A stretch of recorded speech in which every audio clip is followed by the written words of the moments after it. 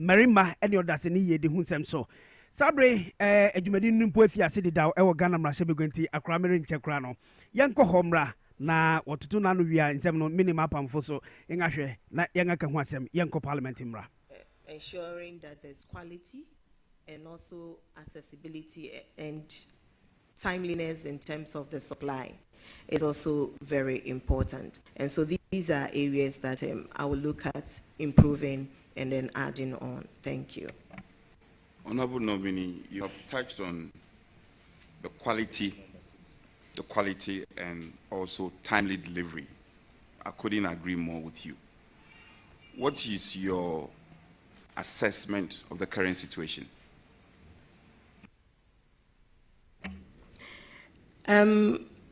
Part of my life is also in local governance, and so it comes with decentralization. And I believe that if we are able to effectively decentralize the feeding program, as we are also looking at, it will help us to ensure that it is supplied on time, the food items are supplied on time, and then also we can keep an eye on the quality from the district level. And so I'll be glad to sit with all stakeholders involved to look at how this implementation will work out so that the beneficiaries have the best of it. And then also support those who are the service providers to do what is right. Thank you. I am aware the... Honorable Chukwu, that should be the last question. Thank you.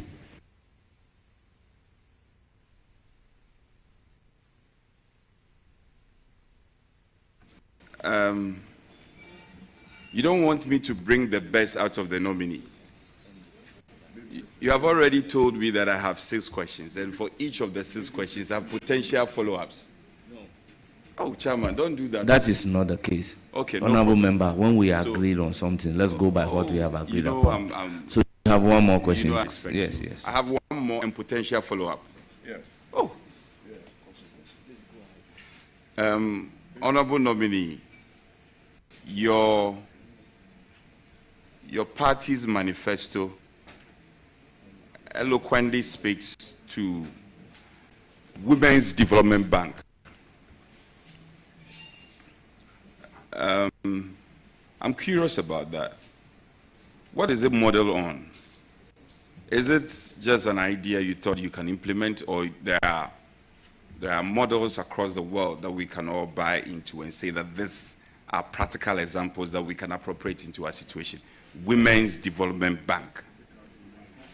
And don't you consider it, with respect to our women here, don't you consider it a discriminatory, where you don't have a counterpart, Men's Development Bank, but rather Women's Development Bank? And you're supposed to, your ministry is supposed to look at both sex. Thank you very much, Mr. Chair.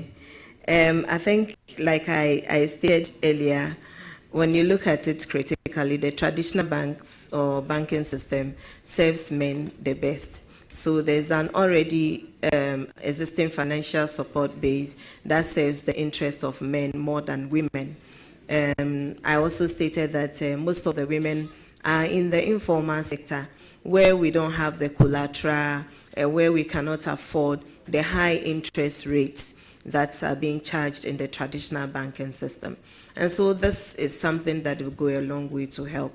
And I'm glad, and I know the people of Ghana are also glad, and when they see it, will also be glad to see it implemented. I said earlier that my ministry the ministry is one of those that are actually intersectorial. So we depend on other ministries when it comes to things like this. And so the finance ministry is heavy on this, and I'm sure that the needed guidance is given by the finance ministry, and then we will be the end beneficiaries of it. Thank you. I would have wished to ask you a follow-up, which I know will bring the best out of you. Unfortunately, The chairman says no. So I'll respect the directive of the chairman. Thank you very much. I will proceed to take a question from Dr. Grace Ayen Sudankwa. Thank you very much. Honorable Agnes Namomo, I'm so happy to see you here today. Thank you. I think you're one of the nominees that when I heard it, I was so excited. So thank you for being here. And also I'd like to commend you for your answers, your depth of knowledge of your sector, and some of the answers you've given here is exactly what we want to hear. As a gender advocate myself, I'm so proud to see you here. My question goes to the school feeding again. The people of Iskado Ketana just came back yesterday, and they're asking, when will the school feeding start? Number two, the more important question is, I want to go back to the quality of the food. You know, the school-aged children are the most vulnerable because they are growing. Their bodies are still growing, and specifically their brains are still growing. So it's very important, as a surgeon specialist myself, that we give them a nutritious and a balanced diet. Doc, your question, please. Yes, I'm asking it. As we have seen, the food is not very nutritious. So what will you do to ensure that the food is balanced and nutritious? Thank you. Thank you.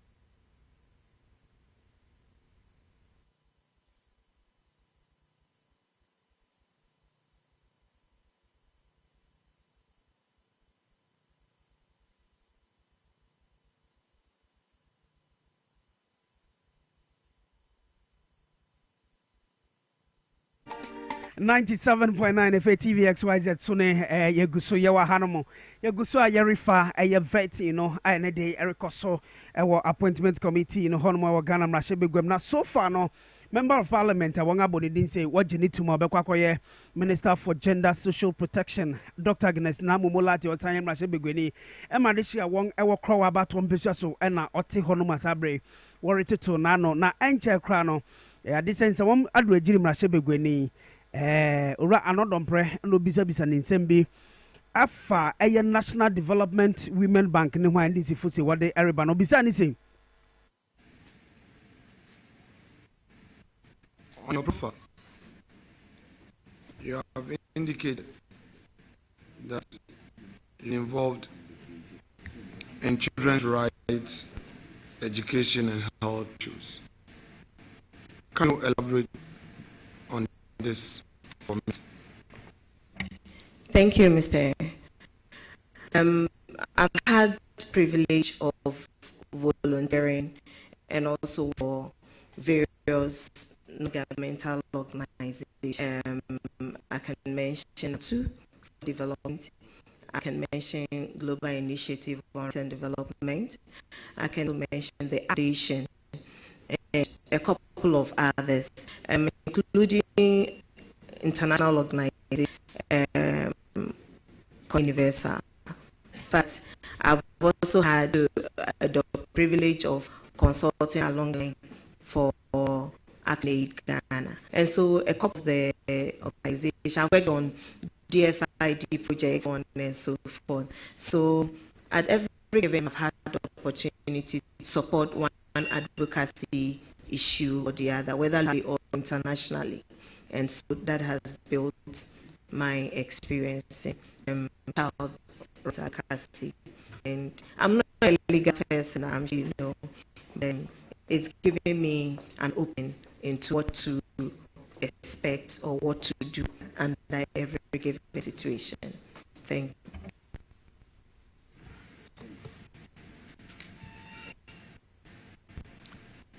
You've stated your name full as Agnes Momolati.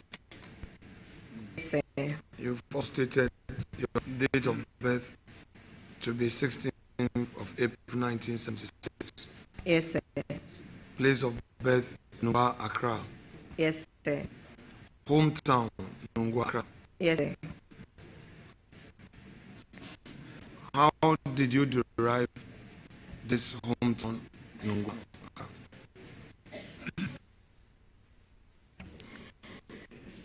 Mr. Chair, per my basic knowledge, my hometown is where I believe I come from, and so I'm Asian. My parents are both from Ngwa, and I'm a Ga. Summation. So what is what the manifesto talks about.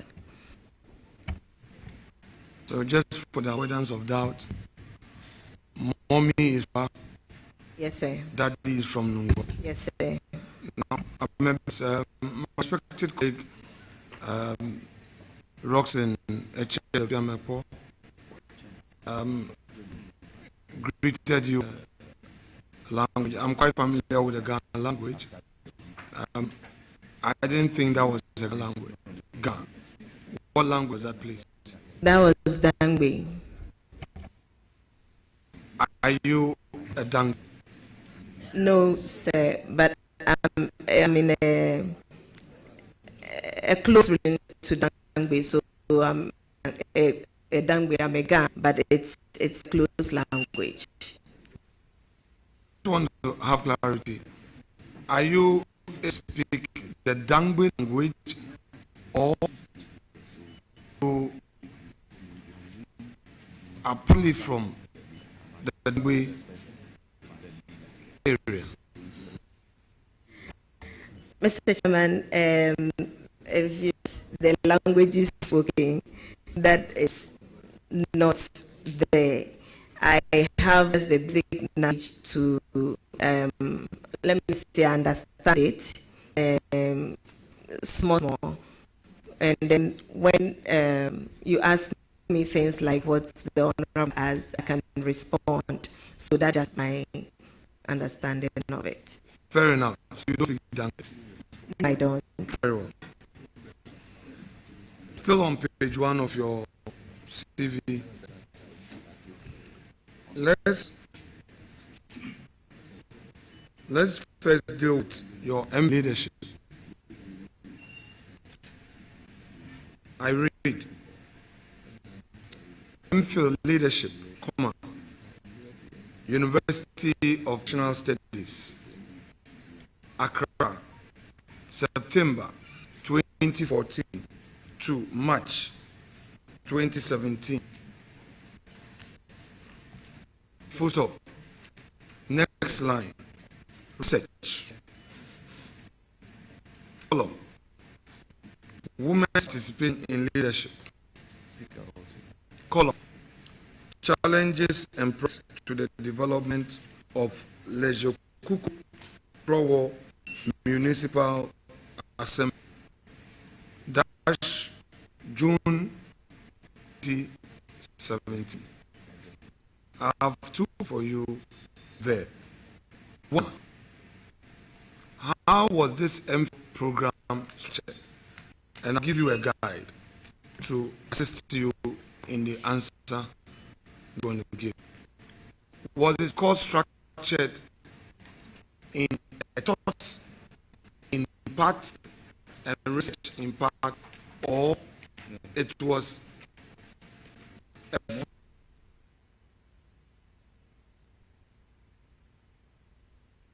full research without a thought aspect?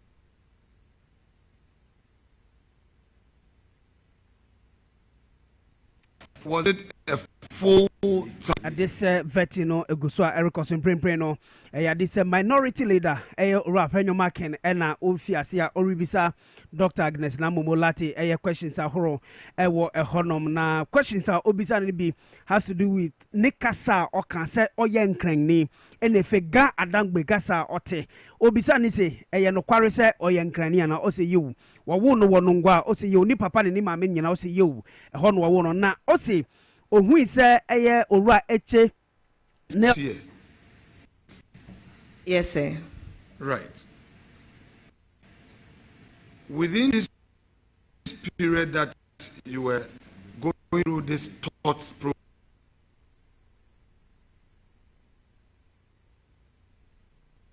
Ono so tumi ede ma no saa mwae no ewo honom nti okire mu ekire eye owura eye apanyo marking say yiwu oye nkranni wo no wono ngwa ni papa ene ni maame nyina eho ene wo free a me no erika say no veti no eguso a erikoso ewo honom a eye free ne di jumente to de bia na eye twitwitwi saa ye besa anko back to parliament na mo minio NK Obrimpo abetina so Obrimpo me wakwa ba Major so Accra na bribia bokode nyango pardon ye do nyame ase so far no wahwe veti ne kakra yes Agnes na momo lato hwe insema wo bisa no nefe response out there ma won no wo asensentwene are you satisfied of course medikin akase so His Excellency John Dramani Mahama ne appointment at this time around when make ni nyina no de omo a adwumadi ne ye de ahye omo nsa no wahwe hunu so mo betimi aye no de adwuma na ahye omo nsa because kobi wo hwe a tall list of competent people are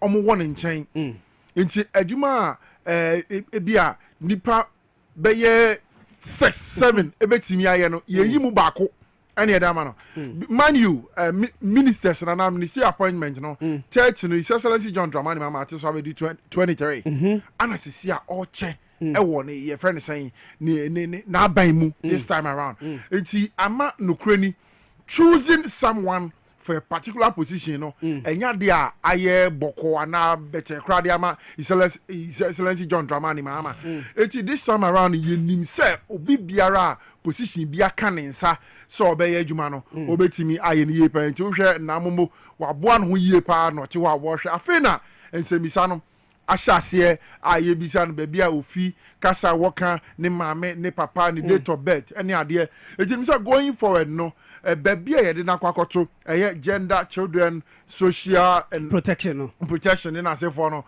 minim se obetimi aye adwuma ye de ma especially a omo wo atenka foforo bi edema sa adwuma no kra na ohwa 60 ministers His Excellency John Dramani Mahama eka se woni omo de be ye adwuma no ohwe ne pompon so ababedu a say 16 regions ni nyina na de wadi kan apa wom asese o wafele saa ayi na ewo ho ni nyina na ne 23 no so no wabomodin afeli ho nyina awie ama ye friend say 3 state ministers cried asanya baba be ka ho kakra it say 16 ministers or 23 ministers and so no o yes obeti no wabobo eno ye cabinet ministers no wabobo ana state ministers no wo say see aye hwe akabeye 18 okay of course omo nyina be deputy ministers 18 na aka nyina no ba be deputy ministers say ye nya 42 ewo ho asisi a wabobo mudin a nei emunsia eko na yakwako president akọ omako so ya chair president na wo ma hye omodwumadi ase finance minister honorable KCL Atto-Forson energy minister honorable John Abdullah Jinapo Subeko Afe attorney general honorable Dominic Ayini wono so ne obeko no akosai de akere President John Dramani Mahama said Jumo di ato no so no oba no aba beye afi ye hwe agric ministry honorable Eric Opoku okotena the vet na se na wo mu bisa nsem obi okredi no so a ohwe Eric Opoku o se da be o de bi ni asem bia mi bisa o fenyo mark enum to wono ampa wo se o de wa ben ye nim se wa ben enti no enya de e ba be ha wadwene na ene ono so beginem no akwako swai e de akere roads and highways Kwame Agbeja wono so aye ready just wo hwe babia said His Excellency President John Dramani Mahama kan say within 14 days woni ban obeyi na wayesi super pepe eno ane the 14 day pepe eso yentie na 15 day it is also seen as we being too hard, but I would manage myself and I don't intend to be very personal. Okay, just understand me that yes, sir. You are a witness in the box who must answer necessary questions. We are politicians and we have the public that wants to understand certain perspectives. So I'm limiting myself to the policy issues and then deal with your profile that is getting you into governance. Is that okay? That's fine. So sir. I mean no ill will. Is that okay? That's fine. Very well. So That assured, look at your CV again. PhD, Institute of African Studies, University of Ghana, Legon, September 2014 to December 2020. So if you say that in your final year you had issues, it couldn't have been, because you see, you started MPhil and PhD at the same time. I find that very curious. So it wasn't the case that there was, when you were about finishing one, you started the other. And that is why you had some delay. I want you to have an opportunity to clarify. Thank you.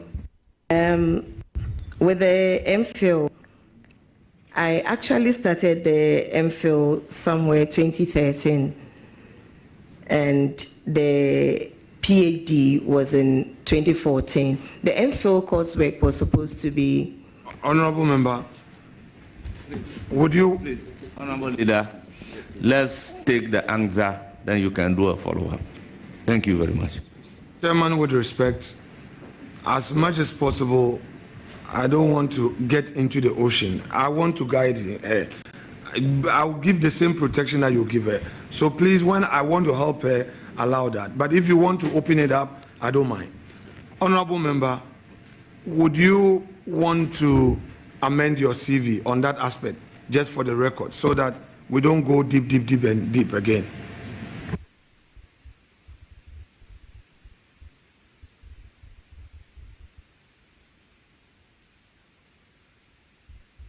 Page 1, I mean, on the start date, would you want to amend your...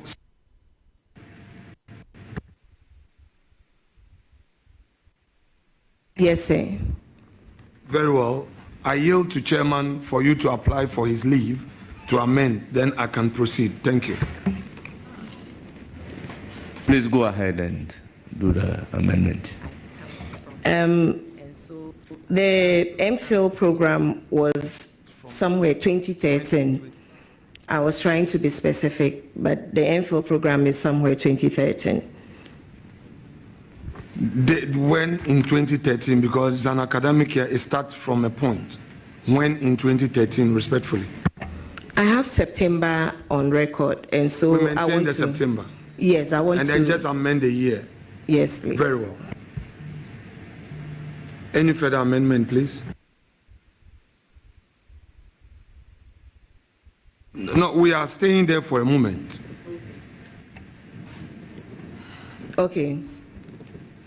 So I just want you to have the opportunity, apart from the year, the 2013, we are now maintaining the September. So the start date. The start date, the completion date is not in doubt. Okay, so you are not changing the completion date? No, the completion date is not in doubt. Very well. So let's go to the PhD. Are you maintaining the start date for the PhD as well, and the completion date for the PhD as well? Yes, sir. Very well. Now, honorable colleague, do you have your certificate for the MPhil, please? Yes, please. What is the date on it for the graduation? The date of the certificate? 20th June 2017.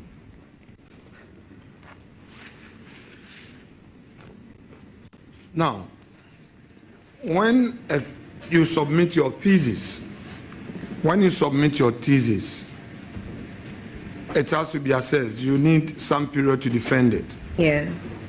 And when you submitted your thesis for the MPhil, how long did it take you to defend it? The supervisors, how long did it take them to get back to you that they have marked your thesis and everything was okay? Was it a month, 2 months, 3 months, 1 week, 3 days, 1 day? For the MPhil, I will not have a clear period, but I know that it was between 2 months or 3 months. I can't recollect. Well, so let's take the minimum of 2 months, the one you recollect. Now, having told this committee that upon submission, it took 2 months for your assessors to get back to you, at least we use a 2 month. Check again on your CV and the certificate you have. Would you want to take chairman's leave to amend your records again? Thank you. I'm going by what is on the certificate that 20th June 2017. That is what I have here. My respected colleague, you had in an earlier answer submitted for records that you were done with your program in March 2017, but your thesis delayed. So you submitted your thesis in June of 2017. In fact, that is what you stated here, that your project work research you submitted June 2017.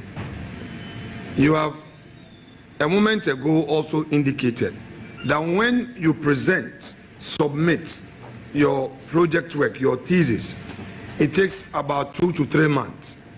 Now here is... Or more. Or more, very well, that's okay. I just wanted to use the minimum where you remember. Now, if you submit your thesis in June, and the assessor is going to take 2 months minimum to look at it, mark, get an external assessor to also look at it, which means that in June when you submit it, you would have July and you would have August, okay? Minimum. You cannot graduate in June 2017 and have a certificate which says you have MPhil, you've earned an MPhil in June 2017. Is the reason why I ask you again. Sometimes we all forget. Sometimes we want to be given the chance. It could be that whoever typed your CV made some mistakes. We all give instructions to our secretaries, type this for me, do that. I understand, as an administrator, a leader, there are some errors. So I'm giving you one more opportunity. Would you want to take chairman's leave to amend those records also? Because this is going into public records. Thank you. Thank you very much, Mr. Chair. Let me also state that, Mr. Chairman, the 20th June 2017 is the day after graduation when I was given the certificate, but the submission was in 2016. So most often you realize that the year, depending on how soon you submit your project work or thesis, you might not graduate in the same year. And so it is when I was given the certificate that is being referred to here. Okay, honorable colleague, let's take it step by step. So when did you submit your thesis to UPSA? Which date did you submit your thesis to UPSA? The submission date, unless I check, but I can assure you that... Don't worry. I would take it that you would come back if you want to come back. No, Honorable Leader. No, Leader. Well, Leader, Okay. with all due respect, let's abide by the rules. If a question is asked, kindly allow the witness to place the answer on record. Then you can follow up with another question where the witness is in the process, or the nominee is in the process of answering the question. Then you come in to say, no. Honorable Leader, with all due respect, I do not think that is the way we should go. So kindly allow the witness to place the answer on record so that the clerks will be able to pick the answer on the record. Then you can follow up. Thank you very much.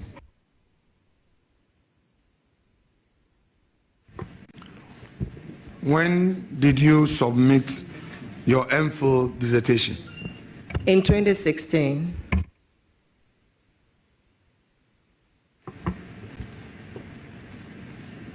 Your MPhil program at UPSA, when did it start and when did it end?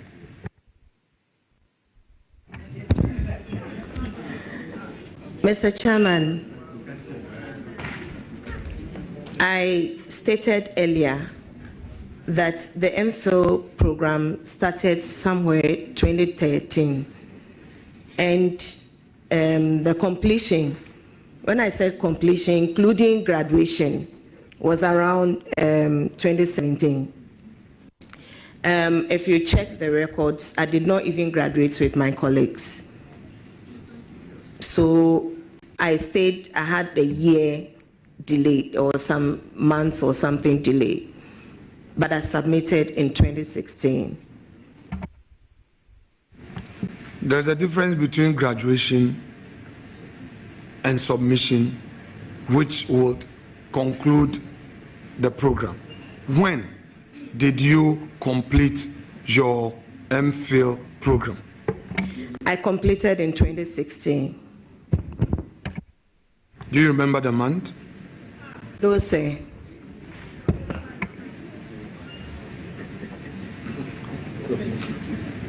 Now, honorable colleague, let's go to your PhD.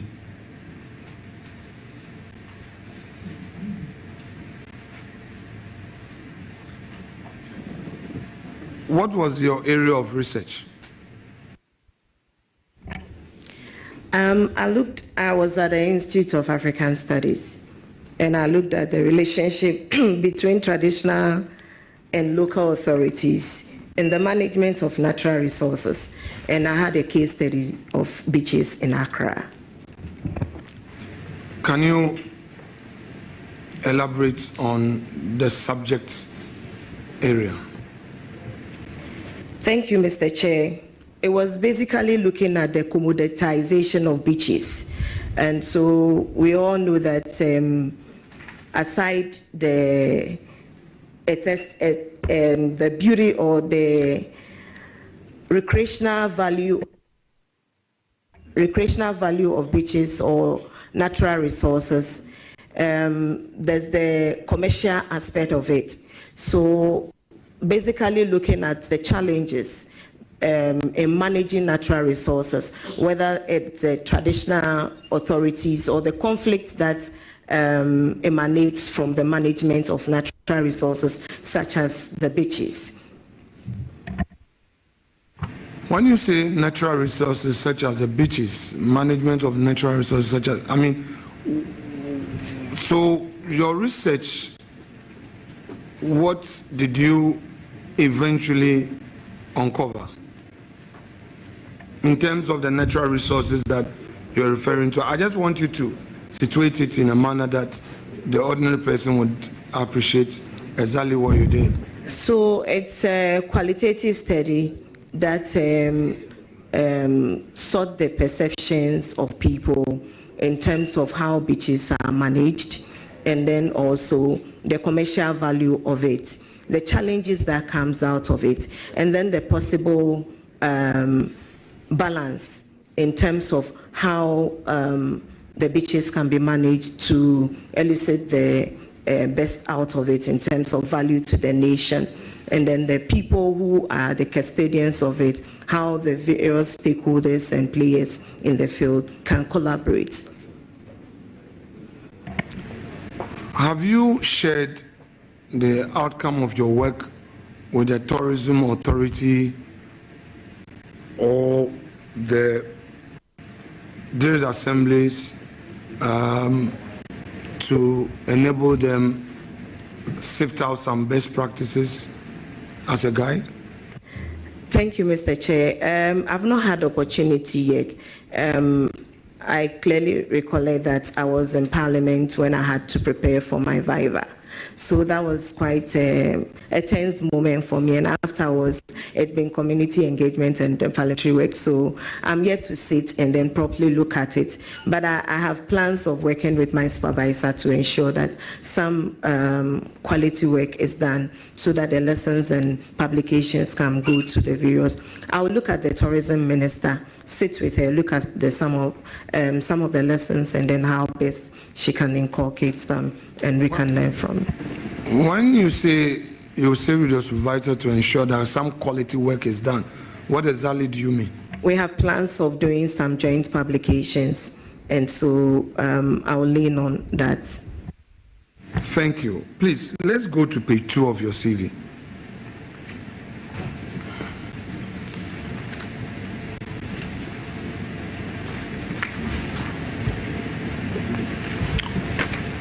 On page 2, you have primary school, Teshin Estate Preparatory School, 1981 to 1986.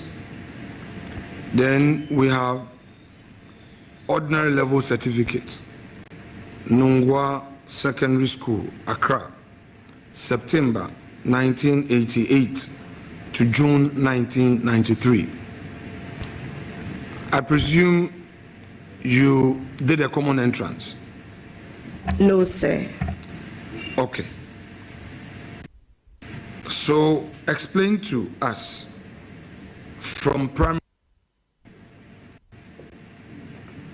you have a gap of 2 years.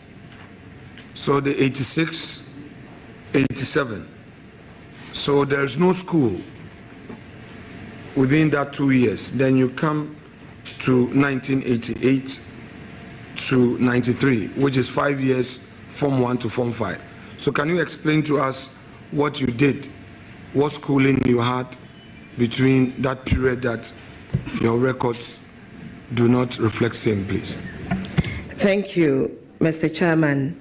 Within that 2-year period, there was the new system, which is the JHS.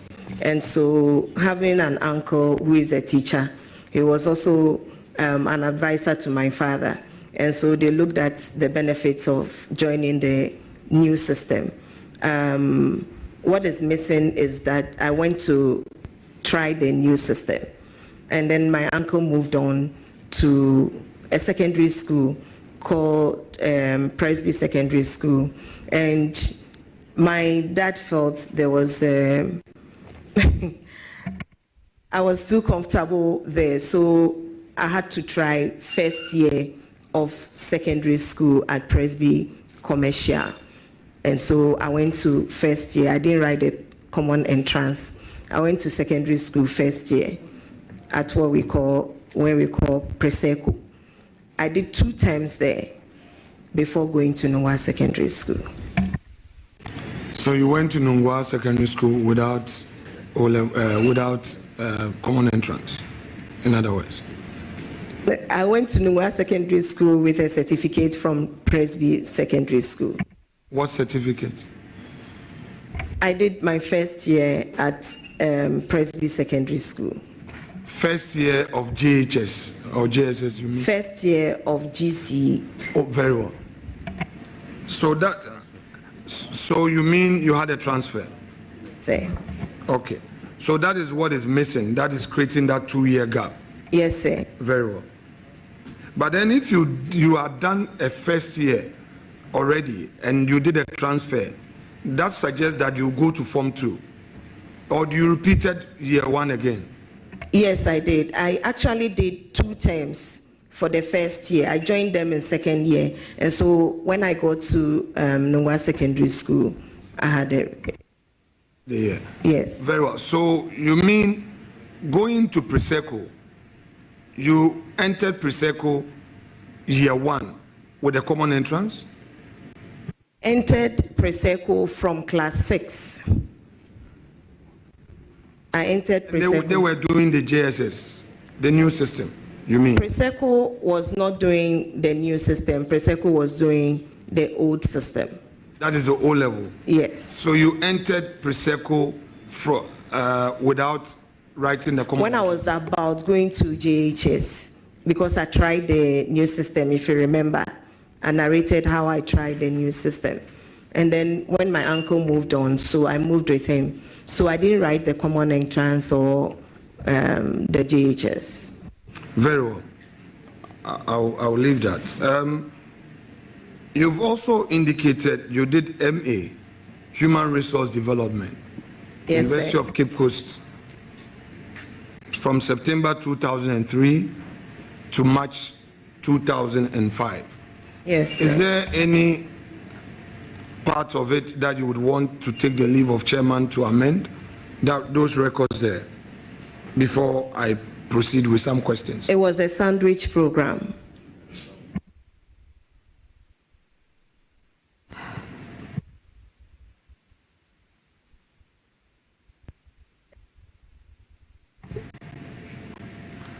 When did you graduate?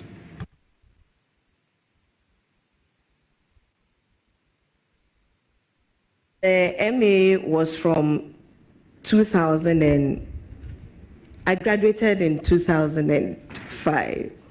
In fact, it was a one-year course, and so it was supposed to be 2004. Honorable Member, so would you want to take the leave of Mr. Chair to amend your records, please? Having stated it was 2004, leave is accordingly granted. Thank you, Mr. Chair.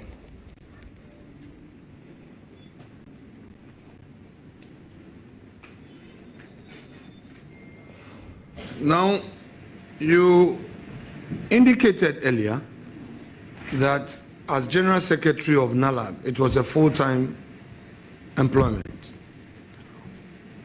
If you come to page 3, where, excuse me, not page 3, sorry, you talked about your leadership, page 8. So let's reconcile page 3 and page 8. Indicates there that you were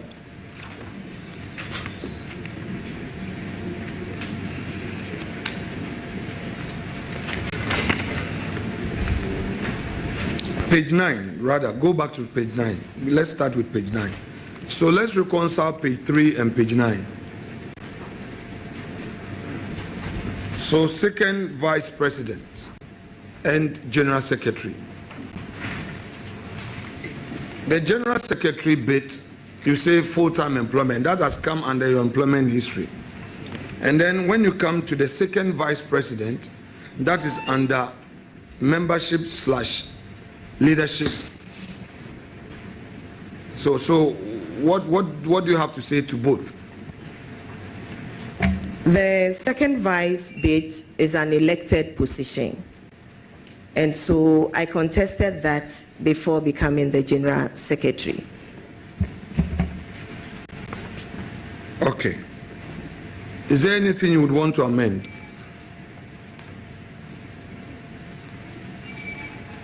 Page 9.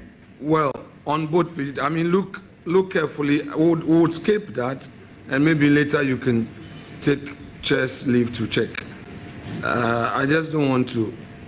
Page 9. Yeah, 9 and 3. Okay, so just check that, and we'll come back to it. Anyway, my colleague Ahmed Shaib Jerry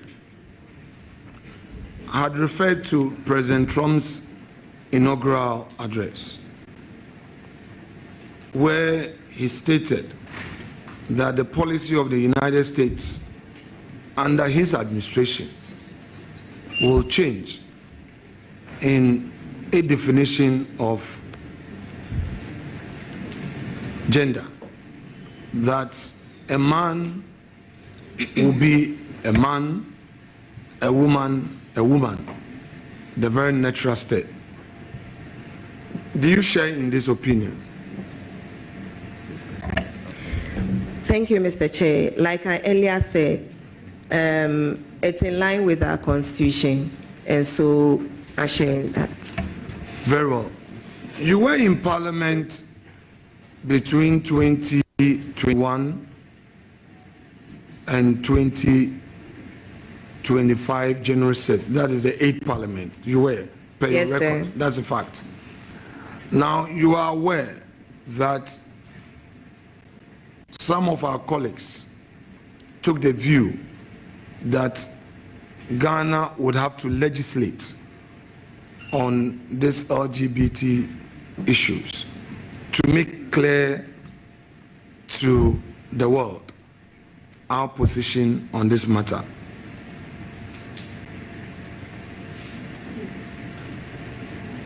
Yes, sir.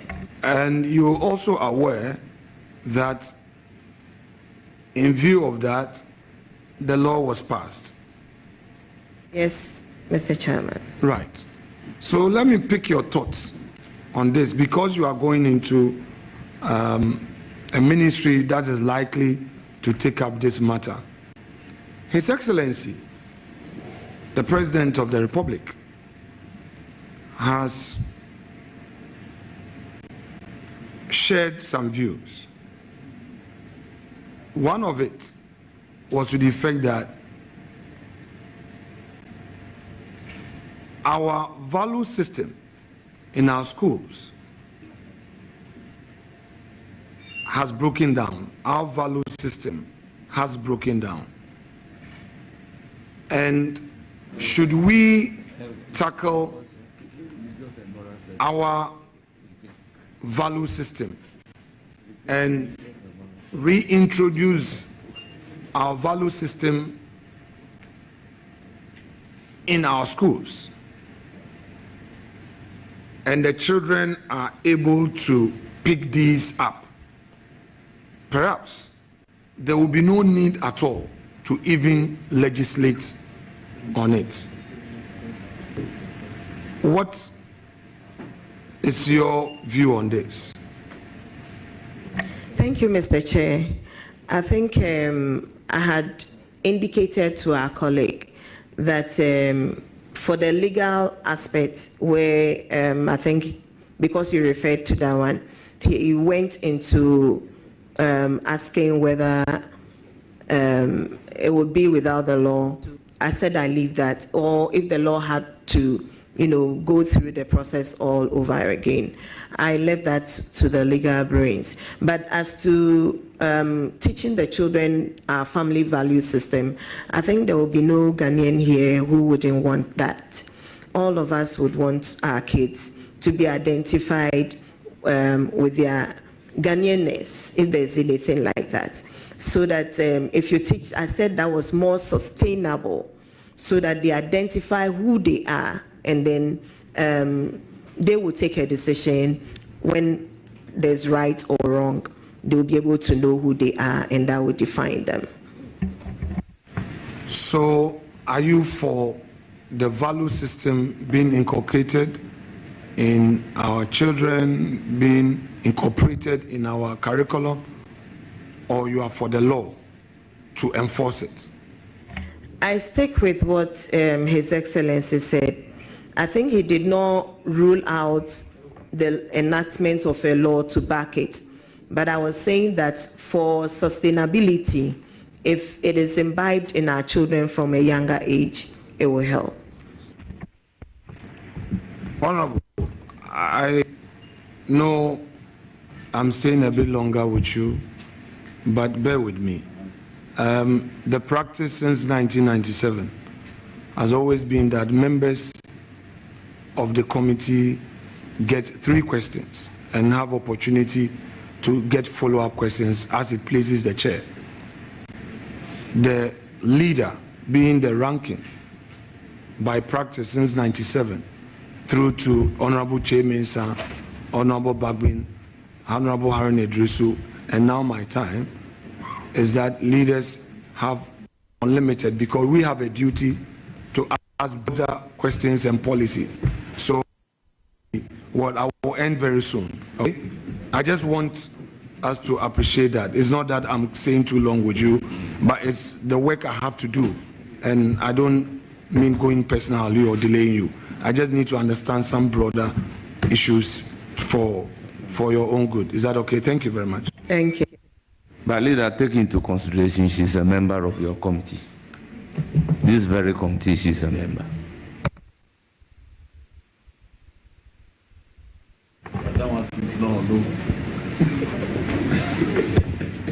Honorable, you were an assembly, you were a presiding member.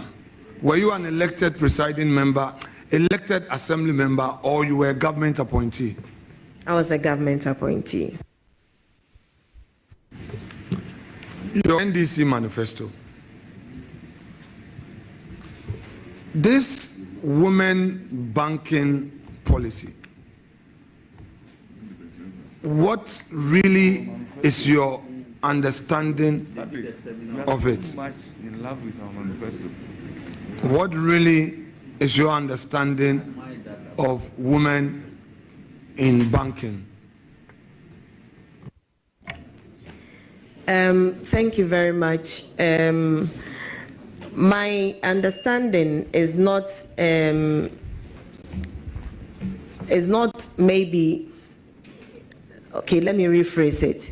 My understanding of the women banking program is that women-owned banks, women beneficiaries of the same bank, which will be more flexible, introduced at the district level, and women will have more flexible terms, less interest or lower interest rates to be able to support their businesses. So economically bringing the women up. And for me, I think for women like me, it is a laudable idea. So let me have clarity, because the ordinary Ghanaian woman will be interested in this matter. So let's bring clarity to it. When we talk of a bank, the understanding in the ordinary meaning of it, the literalists would understand it to mean that a bank, properly so called, with a license from the Bank of Ghana, own and being in operation. So I would now, with the benefit of this background, ask you very specifics, because you were definitely part of the manifesto committee that put An assumption. Pardon? An assumption. Okay, so then let me put it direct. Were you part of the manifesto committee on gender? No, please. Were you at all involved in any gender issues related to your manifesto? Not really. Have you read the gender policy of your party as contained in its manifesto? Have you? Yes. Have you read this aspect of this woman in banking? Yes. Very well. So now, since we are going to deal with Women's Bank, what is your understanding of what you read, the Women's Bank? What is your understanding? It is capacitating women to be able to be economically independent and also build their businesses to reduce vulnerability from where I come from. So it means that the state is to be a promoter of. Yes. So the state would promote the registration of a company called Women's Bank, correct? Mr. Chair, I had earlier stated that a part of it is also the Ministry of Finance work, and so some of the details will go into the ministry's work. So the Ghanaian woman should expect that a bank will be established, licensed by the Bank of Ghana, with branches in all districts as you indicated. Yes, a bank will be established. Should they expect that bank to be established this year, next year, or when? I think this will be clearer when the Minister of Finance comes to read the budget. I'm expecting that it will be captured. Now, Honorable Member, let me ask you this. You are the Member of Parliament for Krowo. That is Teshi. Wa. Krowo is Nungwa, and then Lejokuku is Teshi. Right. Do you live in Teshi or you live in Nungwa? I live in Nungwa. You live in Nungwa. Where you live in Nungwa, is it your personal property or is it rented property? Personal property. When you say personal property, do you mean you bought the land and built on it, or you bought the house, the property? Bought the land and built on it. The land you bought, did you buy it from the chiefs or a third-party developer? I bought it from a chief.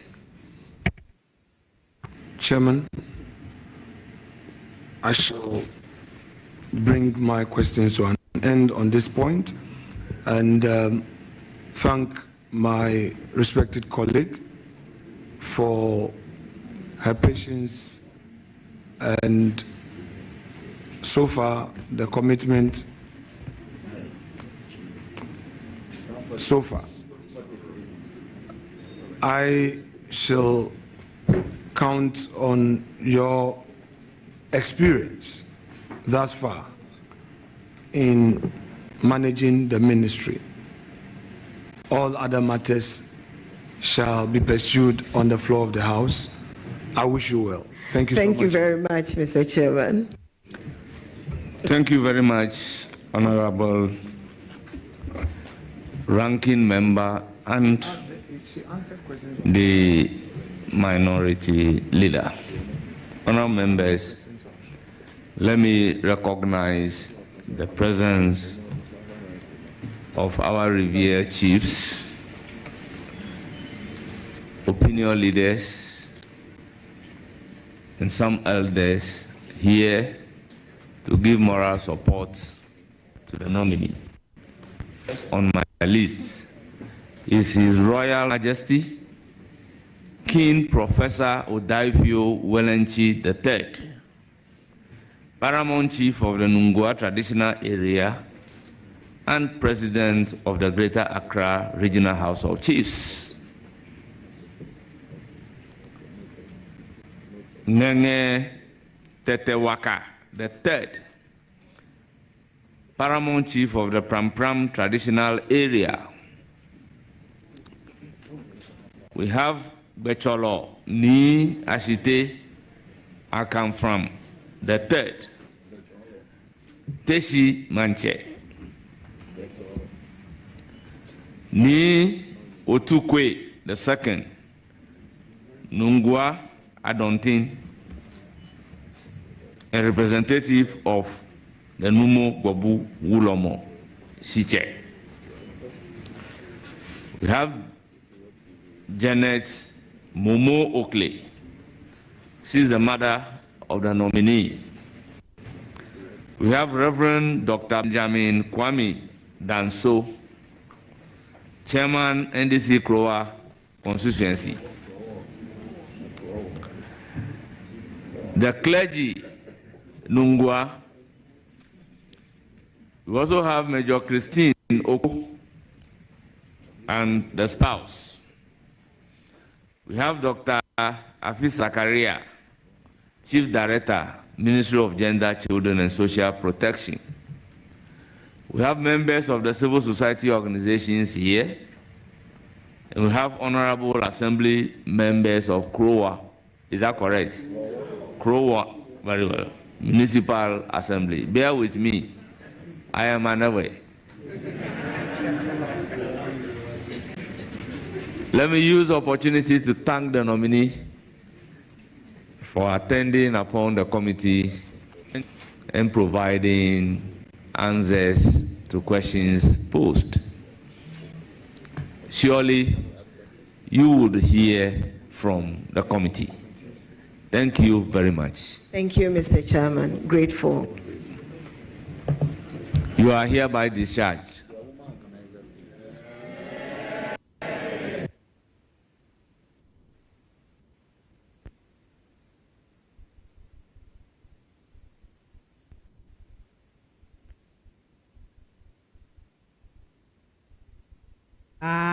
Sabre, a Minister for Gender, Children and Social Protection Designate, Dr. Agnes Na Momolate, and a Sabre Appointment Committee, one atutu nano, and a wadi na abba na na a vetting committee chairman, no, a Ora Bernard here for, and a waka no se Sabre, one eja nunti, enter or betting na. Ordinary dino abba na no yehwe nim se nipa otoso ene dey a otoso bi nga obeba honorable Elizabeth Ofosu Ejare ono eno called Trade, Agribusiness and Industry ono eno beko sa ministry honum enti yehwe nim so no so ba betina se but sisi ane de Dr. Agnes Na Momolate, Minister Designate for Children's Social Protection no ena ordinary de nyina aba na awie ewo parliament honum osang yamrashe beguni madishia wong ewo krowo abato impesua so wonga bisa ninsem every quality of food ayede bema mufra ewo school mu has to do with the school feeding program wonga bisa no ewo NDC fo trimu power yera John Dramani Mahama wose wobebue emia bank emia puntu bank ede ama won efei na disua mu nsem so school awakọ kwanga ofa ko school baby biara ofi kasa horo nyina wo bisa ne bi Emma Mino Erica say no wanga release na chese wodi nanu tutu adwumadi ni nyina aba na we still NK Obrempong ewo minchen ha wo studio hanom enti ye behwe ye be analyze ni nsem no send your kind bi but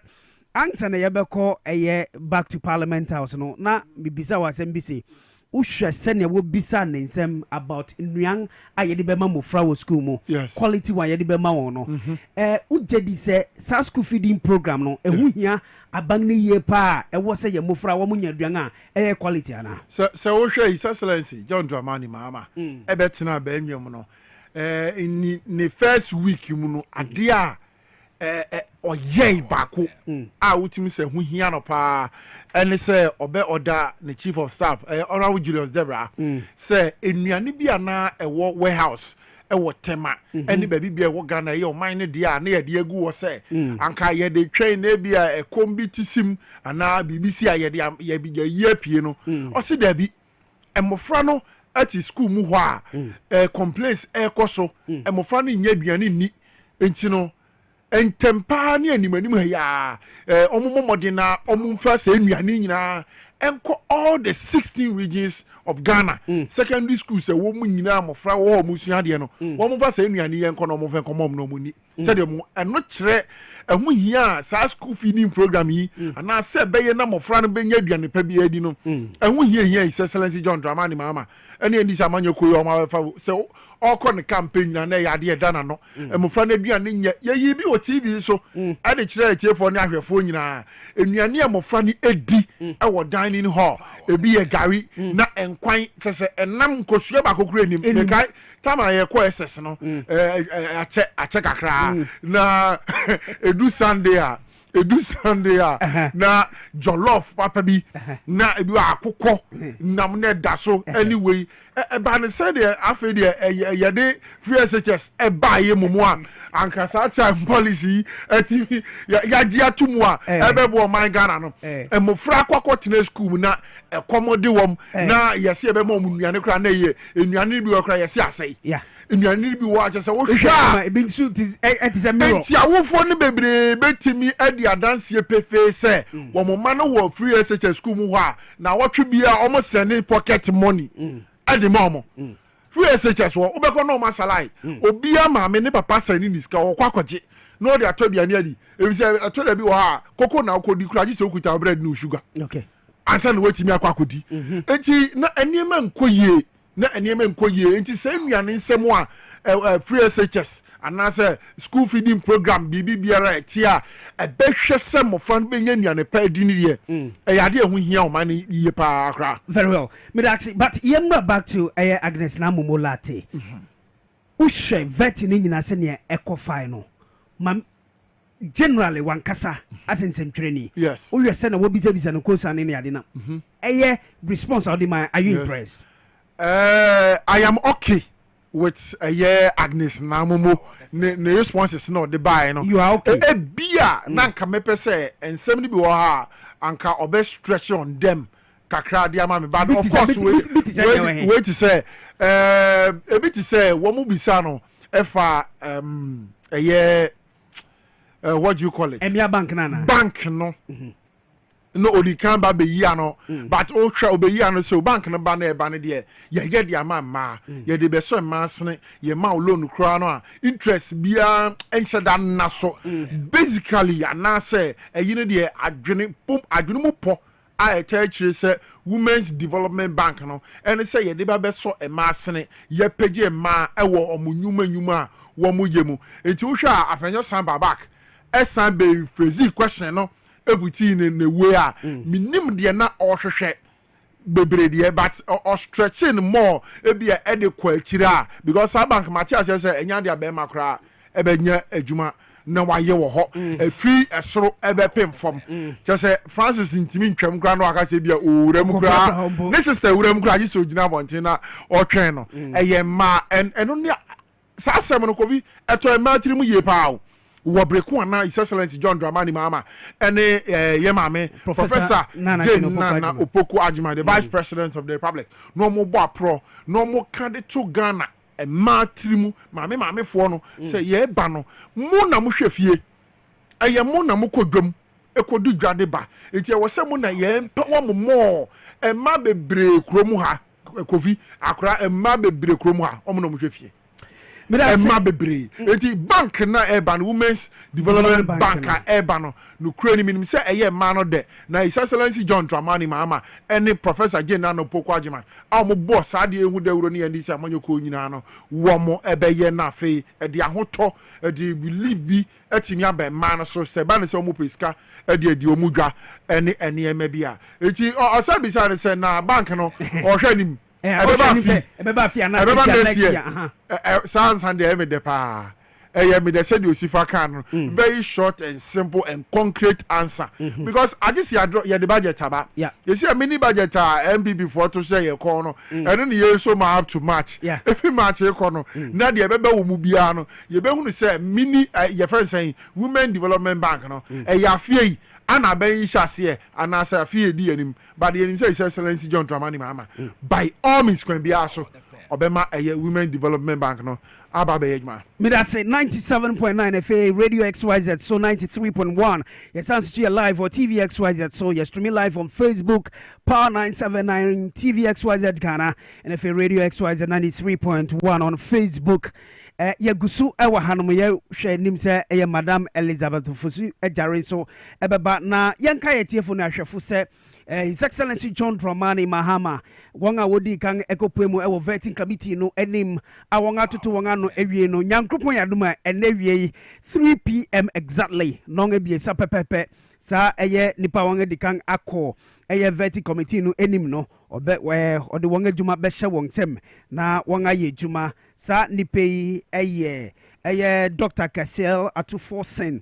NFA John Abdullahi Jinapo Dr. Ayene NFA Haruna Idrisu Honorable Eric Opoku NFA Kwame Governs Agboja Nipe 3 p.m. exactly no Yera John Dramani Mahama His Excellency or the Ejuma Besha Wongta enti.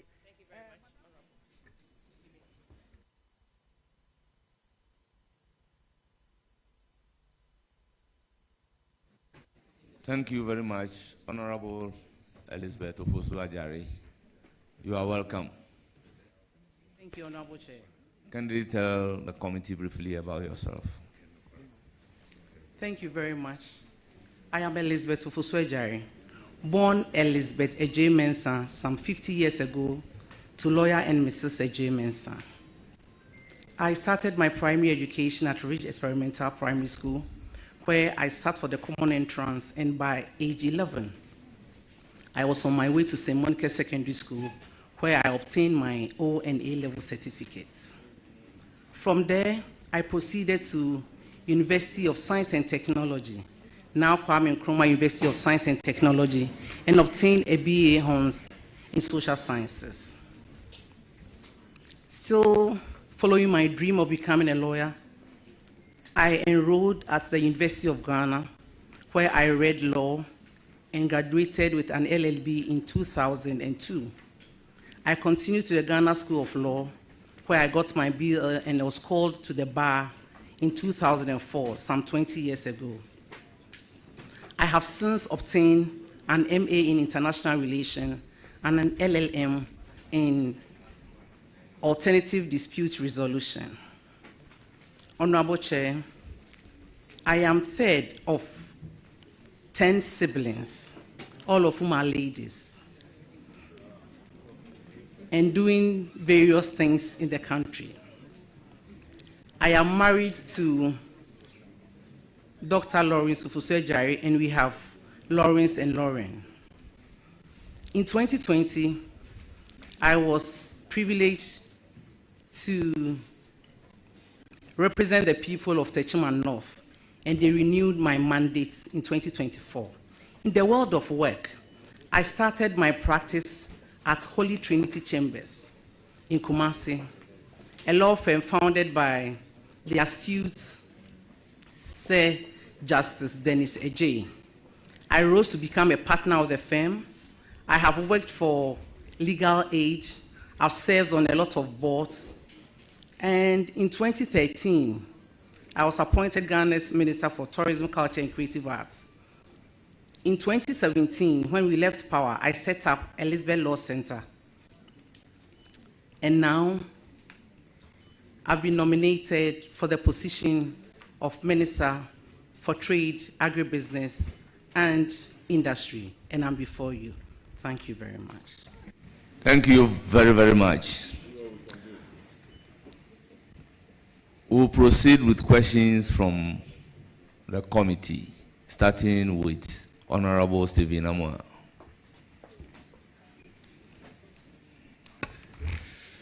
Thank you, Chairman. Congratulations, Honorable.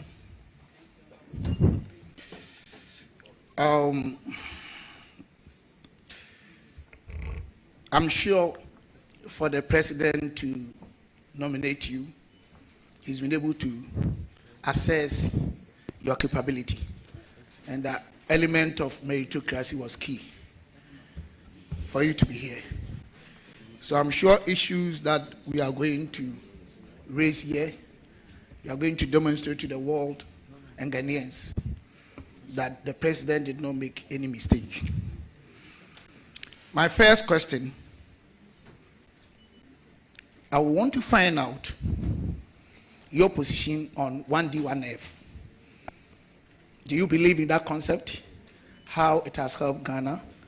Are you going to continue or you are going to discontinue? Thank you, Mr. Chairman. That's my first question. Should I proceed? Or? You know, the question is 3 in 1. When you ask a question, you allow the nominee to answer. Then you ask another question. Yeah, thank you, Chairman. That was what I wanted to clarify. Thank you, Honorable Chair, for the question. 1D, 1F is a program for Ghanaians by the government of Ghana. It has its pluses and minuses.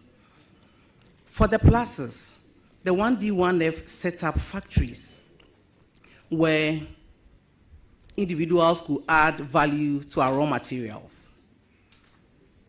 And these agro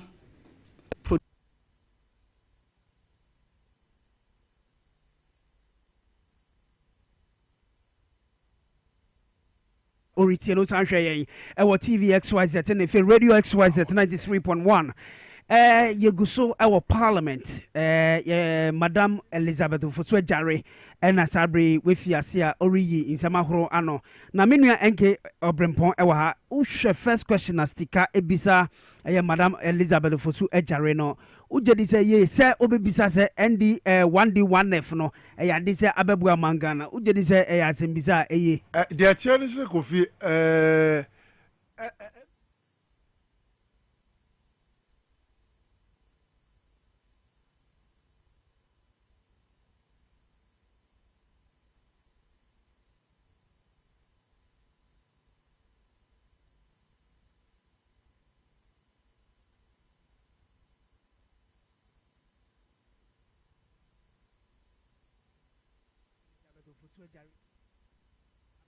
but enke briefly no sticker questioning who ne questions ne bi wɔ hɔ a MV Amanyɔkɔ na ɔmo nto ɔmo bo ase na wɔn misa ne yie to me na said you obisa na president mama wahwehwɛ ne nneɛma mu yie ansa na ɔ appoint no said the ɛbɛyɛ nsɛm ɔmo ba bɛbisa no president mama this time around papa ne nneɛma a ɔgye no ɛbi before no deɛ metimi aka ne sɛ wɔ sɛ ɔmo mmoa na nneɛma bi wɔ hɔ a wɔn ayɛ wɔn adwene sɛ wɔn bɛyɛ just to stay relevant questions bi wɔn ayɛ sɛ wɔn bɛbisa for sɛ wɔn bɛ cause as a controversy it won't amount to any incentives. In the 24-hour economy, agribusiness is going to play a key role, and in the agribusiness role we are going to do commercial contract farming. The commercial contract farming is going to solve the raw materials problem to a very large extent. In so doing, these factories that have signed on the record 1D, 1F, I'm sure will sign on the 24-hour economy and get a benefit of the raw material availability. They'll get the benefit of the tax holidays. They'll get the benefit of the stimulus packages they will get. And I think that it is Ghana. These industries are not political. They are looking for what a country can do for them. What the NPP did for them, they have taken it. What the NDC will add to them will make them even better. So I think that the implementation of the 24-hour economy will solve most of these problems that the 1D, 1F programs suffered. And at the end of the day, Ghana will be better for it. Thank you. Chairman, I have a follow-up question with respect to what our honorable member has just presented. Chairman, honorable member nominee has stated a couple of challenges. One, some 10%, if I heard her right, and as a other 15% that have been a challenge or have been challenges to 1D, 1F actors. And then she's saying that it will take the 24-hour economy to address those challenges. Honorable Stephen Namwa. So the question following up is that very well. Ask your question. Is that twofold? What will be the percentage of 24-hour economy to our GDP under your government, and how much have you earmarked to deal with the 15 and the 10% in terms of nominal values? Thank you very much, Chairman. Very well. I will allow the nominee to answer the question, but I will treat it as a substantive question. Thank you very much. Proceed to answer. Thank you very much, Honorable Chair. Honorable Chair, the solution to the difference between the cap rate and the 15% will be to renegotiate these loans. Because as a lawyer, I've had the opportunity to renegotiate loans, even though they agree on a certain percentage, the loan can go bad for certain reasons, and this will be renegotiated. So I think we need to renegotiate those loans.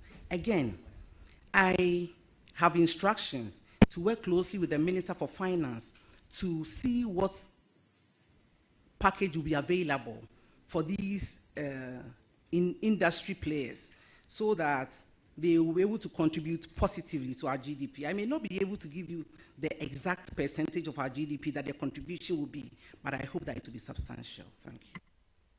Thank you, Chairman. My second question, substantive question, has got something to do with trade balance. 2016, Ghana's trade balance was negative 2.3.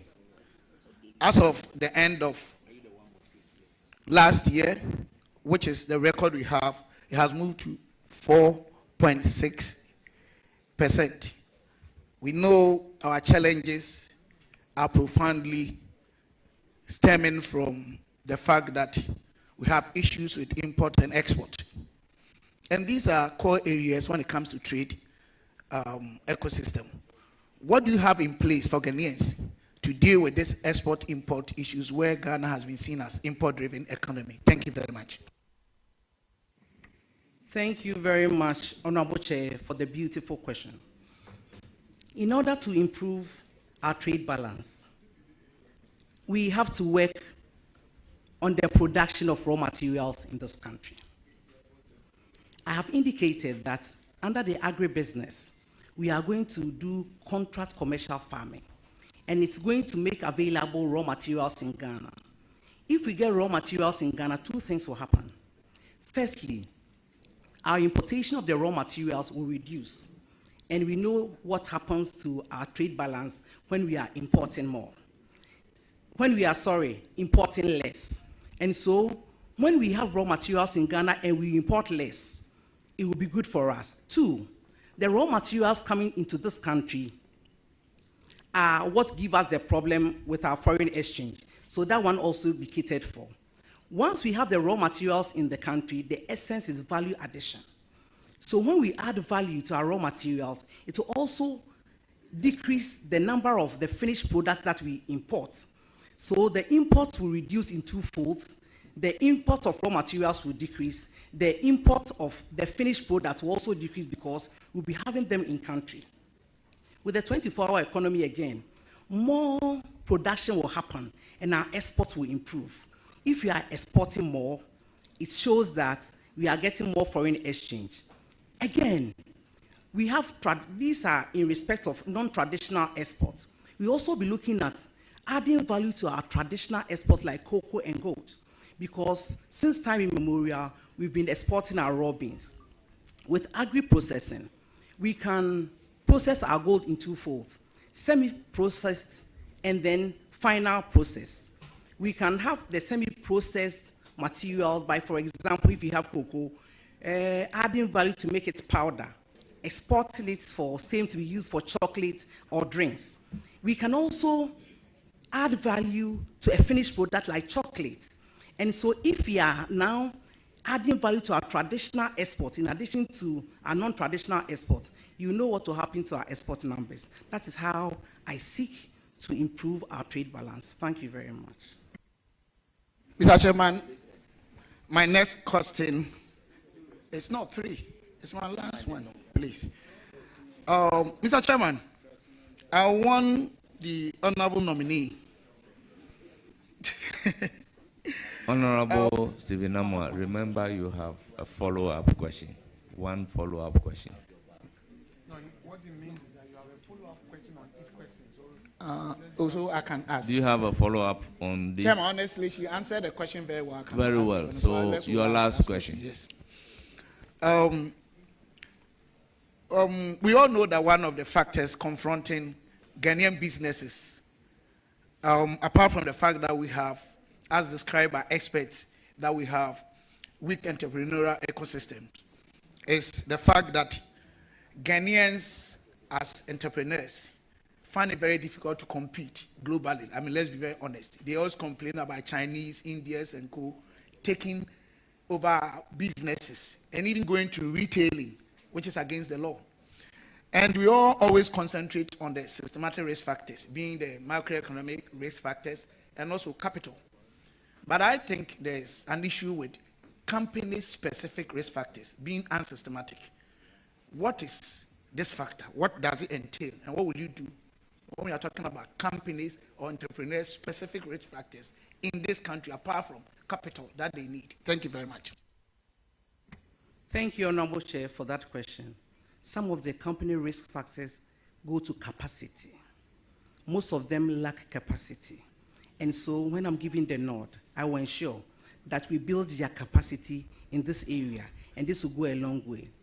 Even though you have mentioned access to finance, we know that this is very key. And so I'll be dealing with the Minister for Finance to see how we are able to make available finance for these companies to do their businesses and for the business environment to thrive. Because, you know, as a government, if you do all these things, it looks like you are helping the entrepreneurs. But at the end of the day, you are creating jobs and you are stabilizing your city and you're having a strong economy. So I think that this should be dealt with. Thank you very much. Thank you, Chairman, Honorable I think I'm Suzinamo. okay. At this point, I can only value you. Very All the best. Congratulations. Thank you very much. I'll give the floor to Honorable Befi. Thank you very much, our wife. Thank you very much. Hey, congratulations. Thank you very much. The chairman, the concept of free zones has come to stay. I guess you know about it. And Ghana's practice of free zones has been extremely different from what happens in the whole worldwide. We are practicing the two-tier system of free zones where we practice the enclave system and the single factory system. This has not been good for the country over the period because Ghana is losing a lot. How best can you work with the Free Zones Authority to streamline the free zone system so that we operate only the enclave system, which happens everywhere in the world? Thank you. Thank you very much. Free zones is the way to go if you are interested in our export promotion. And so I would do well to work closely with the Free Zones Authority to help them work at their laws. We use legal frameworks for these things to happen. And so if you have given the opportunity for single factory operation and the enclave is the way to go, our legal framework should be strict and good enough to take care of all these things. So I'll be working closely with the authority to ensure that we have the proper legal framework for this to thrive. Thank you. So on this note, it is clearly, I mean, as far as I'm concerned, that you know that the free zones concept and the law, Act 504/19.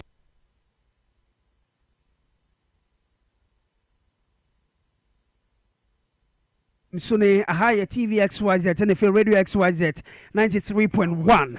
Yagusu ewa hanom sang ewa parliament. Appointment committee enim eni ewo. Esang say Madam Elizabeth Ofosu-Adjare. Authority to ensure that we have the proper legal framework for this to thrive. Thank you. So on this note, it is clearly, I mean, as far as I'm concerned, that you know that the free zones concept and the law, Act 504/1985, has become very outmoded. I mean, it's not consistent with what happens in the whole worldwide free zones ecosystem. So how best will you also help in amending the laws of free zones and or trying to review the laws to make it very relevant to modern day free zones and special economic zone system? Thank you, Mr. Chairman. Thank you, Honorable Chair. I think my answer can be found in the previous answer I gave. Law is dynamic. Things change, times change. And so you need to change your law to reflect the current conditions of a country. And it's trite learning that this law is outmoded. So I'll work closely with the Free Zones Authority and Parliament to ensure that we promulgate a law or we amend this law to suit the needs of our time. Thank you. Any further questions? Yes, sir. Thank you, Mr. Chairman. Madam Elizabeth Ofosu-Adjare, you are in the House. Honorable Ofosu-Adjare. Mrs. Ofosu-Adjare. Mrs. Very important. Our wife. So she's the wife of Kufuor, so our wife. Very important. So you were in the House when the former Minister of Trade and Industry submitted a proposal on import restrictions on 22 different commodities to the House.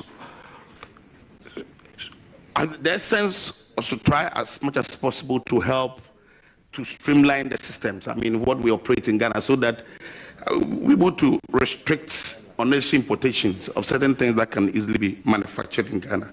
What is your opinion on limiting the importation of certain commodities to reduce the outflow of foreign exchange? Thank you, Honorable Chair.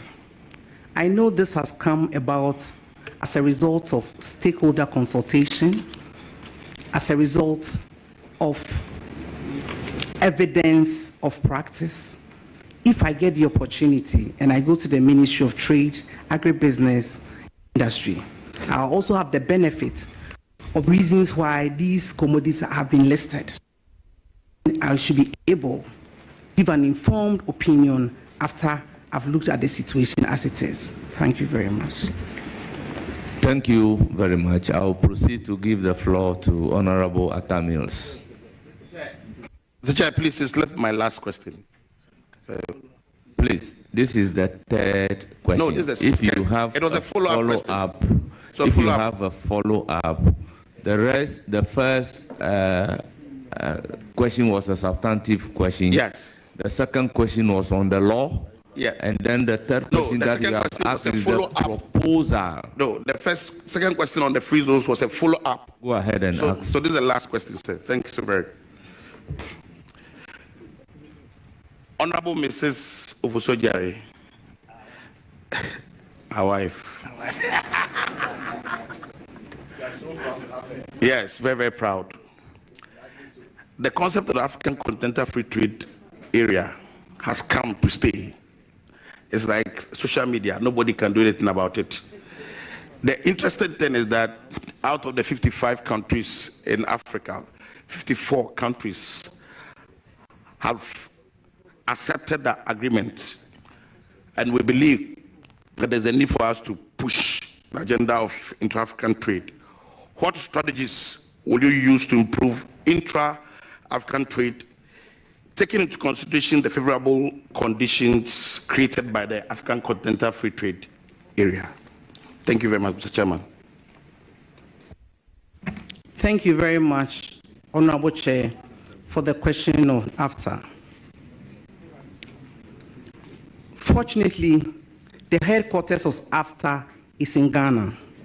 So it is right that we must take opportunity and then do business.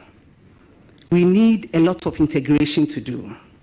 Economic integration, trade integration, security integration, and in certain cases, we have to synchronize our laws to make the trading more interesting. And you know that if I want to pick each one and answer, it will take forever. But the fact of mentioning these will show you that I know exactly what it is. Thank you. Mr. Chairman, on this note, I want to formally, on behalf of Koforidua, congratulate you in advance. Thank you very much. Thank you. It's now the turn of Honorable Samuel Atta Mills. Thank you very much, Mr. Chairman. Madam Nominee, I know you will do an awesome job. I have worked under you and the Ministry of Tourism, and I know you will do very, very well. As the Member of Parliament for Komenda, Edna Eguafo Abrim, I want to ask you about Komenda Sugar Factory. The last government tried to make it into a white elephant. What has been your brief on Komenda Sugar Factory way forward? Thank you very much. I've had a answer the question, but take away the white elephant aspect of it. Thank you, Honorable Chair. White elephant is duly taken away. I have walked quickly through the ministry by a briefing I received about Komenda Sugar Factory. I've been told that as we speak, it is not operational. And one of the major challenges the factory has suffered was the lack of raw material to feed that industry and some missing parts. I've also been told that monies were released to solve these problems. And the total health of the factory should be done after an evaluation. And so I work to ensure that we know the actual health of the factory. But it's obvious that we need that factory to work for the benefit of Ghanaians, because we are importing about $500,000 worth of sugar into this country. And so once I take office, I'll work together with the ministry to ensure that we assess the health of the factory and do whatever it takes to put the factory on stream by whatever means to ensure that Ghana benefits from that monumental project. Madam, how long do you foresee that it may take for us to operationalize this factory? I have paid a visit to the place. Everything is intact, and we are ready to see it operational. So what is the timeline that you would give people of Commander Edna Egwafo Abrem? Thank you.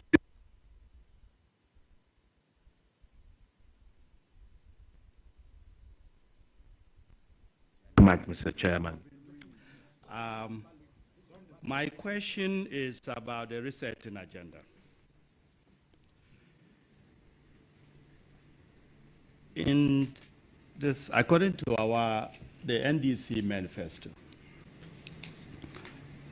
what is your take on the amendment of the 2020 Act 1014 in order to encourage and promote businesses at Kokumpe, Kumasi Magazine, Abosorkai, and among others, which collapsed under the elsewhere Nana Akufo-Addo administration? Thank you. Act 2020, and which was amended. Customs Amendment Act. Oh, no, I have it. It's stated here. Oh, it's not. Hello, order. Please, if you are going to refer to a law. Kumasi Magazine, Abosorkai, and among others, which collapsed under the elsewhere Nana Akufo-Addo administration. Thank you. Which act? Act 2020, and which was amended. Customs Amendment. Oh, no, I have it. It's stated here. Oh, it's not. Hello, order. Please, if you are going to refer to a law, refer to the law well. Please, answer the question. Thank you, Honorable Chair. I am excited that I know the law he's referring to. I think it's that portion that deals with the importation of scrapped cars.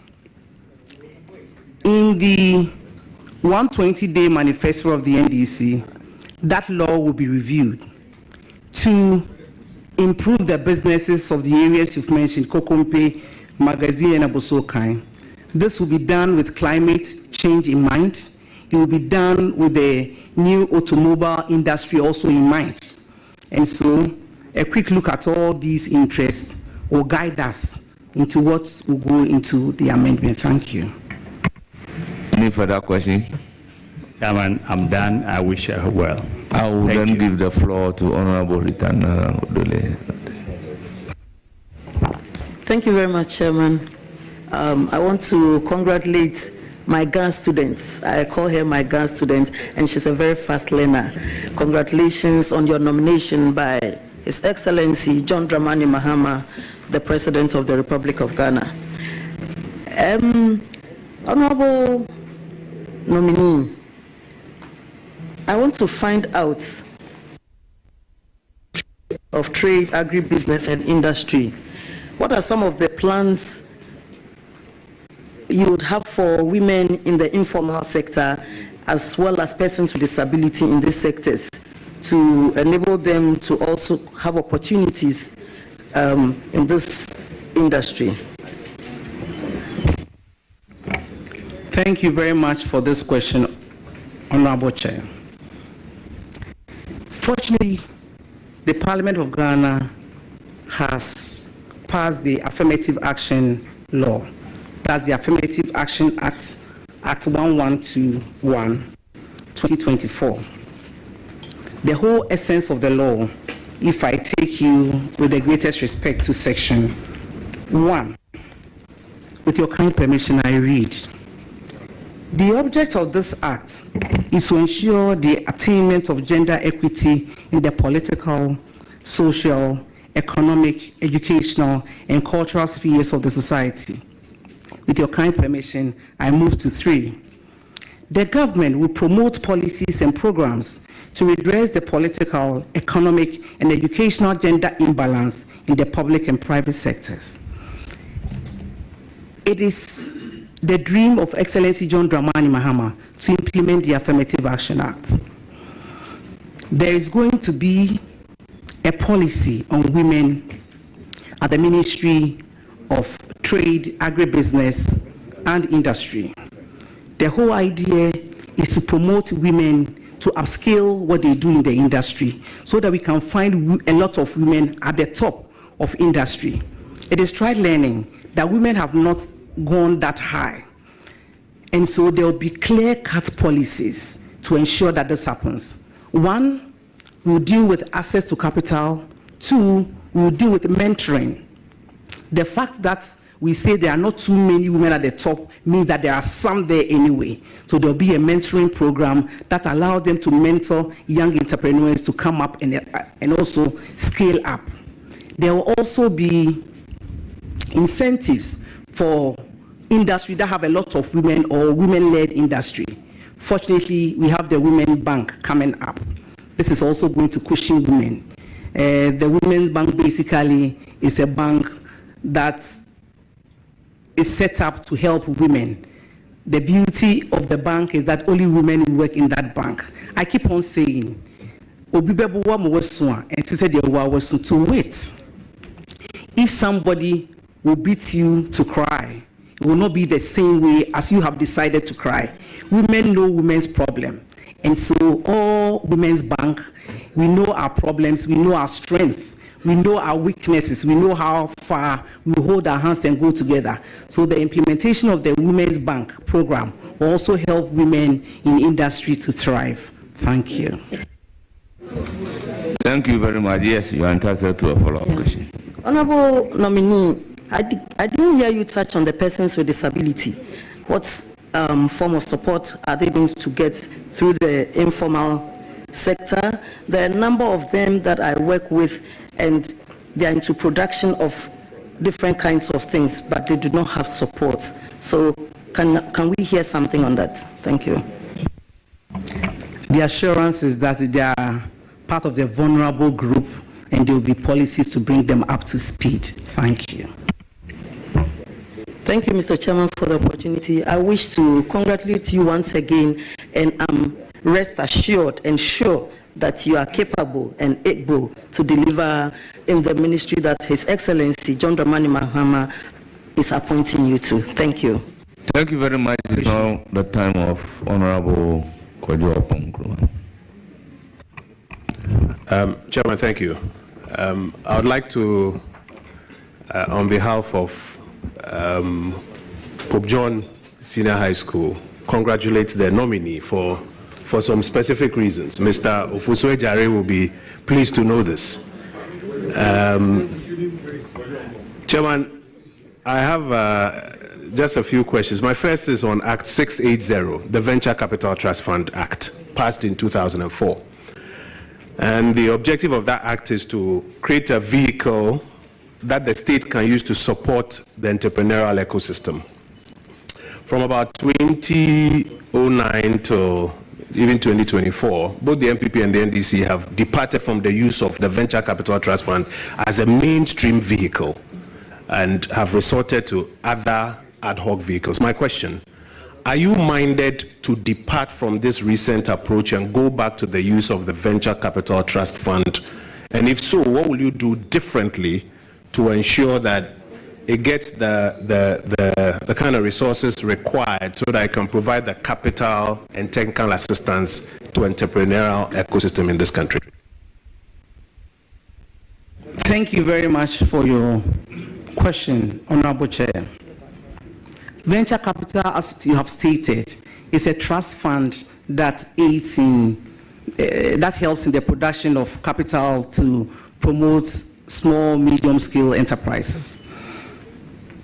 It is good, it is still in our law to use them to fund small and medium-scale enterprises. So I think that I'll have a discussion with the Minister for Finance so that a good budget is allotted to the venture capital to enable us to do what it's supposed to do.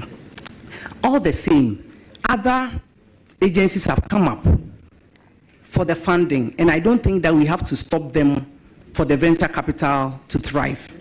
I'm sure some of them can coexist, and it will mean more funding for these projects.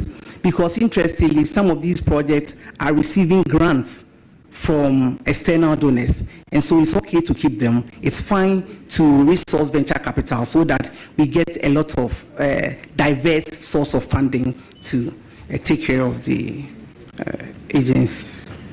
Chairman, I have a follow-up to that question. The operators in the private equity and the venture capital space argue that they have challenges with getting good pipelines because the average Ghanaian entrepreneur sometimes doesn't want to come into that space. And then they've also got challenges with capacity. Do you have in mind any strategies to help deal with these challenges within that private equity and venture capital space? I'm excited that your answer is even in your question. They lack capacity building. I have stated in my previous answers that capacity building will be a thing for the ministry. So I'm happy that you are bringing it up. The more it comes up, the more convinced I am that capacity building is a challenge and we should take it seriously. So I thank you for bringing it up again. Chairman, my second substantive question, with your leave, is got to do with the non-traditional export space. The non-traditional export space is fast growing. It's becoming a major employer within the export space, averaging about 3.1 billion, I think in the last about 7 years or so. Do you have any strategies in mind to do better than this 3.1 billion average within the non-traditional export space, at least within the next 4 years? Thank you very much. There is certainly policies to ensure that we do better than this, because that is the advantage we have as a country. Our agriculture is great, and the business side must yield the positive results that we are looking for. It is obvious that most of these companies doing the exports are doing one shift. The 24-hour economy seeks to do one industry, 3 shifts, 3 people. So I can see that with the availability of raw material by our production, we are even going to produce more and export more and increase on this number, because we've done it before. If they are doing 3.1 billion and we are doing 3 times this, I know it will progress steadily. It's not going to happen the next day. The 3 shifts will not happen tomorrow. It will happen eventually. And so when the 3 shift is at full capacity, we are looking at 3 times what we are doing. Or conservatively, let's say we are looking at 2.5 times what we are doing. So if you are able to do the projects, which I'm sure we will do, because I'm soon, Honorable Chair, going to launch the Feed the Industry program. That is going to make sure that we produce more raw materials, availability of same in town, to enable us feed the industry so that we can do better than what we have currently. I thank you very much. Thank you, Chairman. A quick follow-up on this one. This very well. This so let me ask the nominee. You said you will soon be launching a program. That is based on the assumption that you are approved. Exactly, Honorable Chair. In the likely event that I'm approved, I'll launch this project. Thank you. Thank you very much. So go ahead with your supplementary. Yeah, Chairman, my follow-up question is to deal with the demand side of the non-traditional export question. If the 24-hour economy is successful, it will deal with the supply side. Do you have any ideas to stimulate demand some more on the non-traditional export side within the international markets? Extremely grateful for this question, Honorable Chair. Once we produce more, the whole idea is to export. Fortunately for us as a country, there are already trade agreements. I think I've been asked a question on AFTA. There is also a trade agreement between the UK and us, a trade agreement between the EU and us. We are going to leverage on these trade agreements to promote our exports. And so we will drive the demand for these products to make sure that we have the needed market for what we produce, even as we do the 24-hour economy. Certainly, the whole idea of providing jobs to our teen unemployed youth is this project. And so, as we produce, we are looking for markets, leveraging on the agreement that we have to ensure that our products are exported also. Thank you. Thank you very much. Final substantive. Honorable, you have exhausted your questions. I will give the floor to Kofi Mafo. Thank you, Mr. Chairman. My first question to the nominee, I want us to go back to 1D, 1F. And you mentioned capacity building, and then you mentioned that raw materials are part of the reason why 1D, 1F is not shining. I want to find out from you this aspect of exemption that has been back and forth, about 45 companies looking for exemption within the 1D, 1F since 2021. I want to find out if you are giving the nod, what are you going to do about this 1DF exemption? Thank you very much for that question. I have been briefed that there were a few challenges with the exemptions. Among other things, some of the product that found itself on the exemption list did not qualify. And so when it came up, there was issue of transparency and all of that. When I get the nod, I will look at all of that and come back to Parliament based on what I have seen, what has been corrected, what needs to be done, and I can assure you that the right thing will be done, and the correct things must be done. If we have exemption for A, it must be an A alone, so that it does not affect our budget negatively. But once we have promised the exemption on a product, I think it is fair and right that we give same. I thank you. Mr. Chairman, my follow-up. I want to ask this question, and the question is, you indicated that raw materials has been a problem for not only 1D, 1F, but for export manufacturing. So I want to find out from you, when they came in for the exemption, when these companies came in for the exemption, raw materials were taken out completely. But here we are, we lack the raw material to start production. What are you going to do with raw material exemption for this 1D, 1F program? For starters, I've stated that the production of raw materials is key in this country. That gives us lasting solution. and it gives us the advantage of a value chain in our production. We know that if you are even importing more of these raw materials, we are not taking the benefit of the value chain in our production.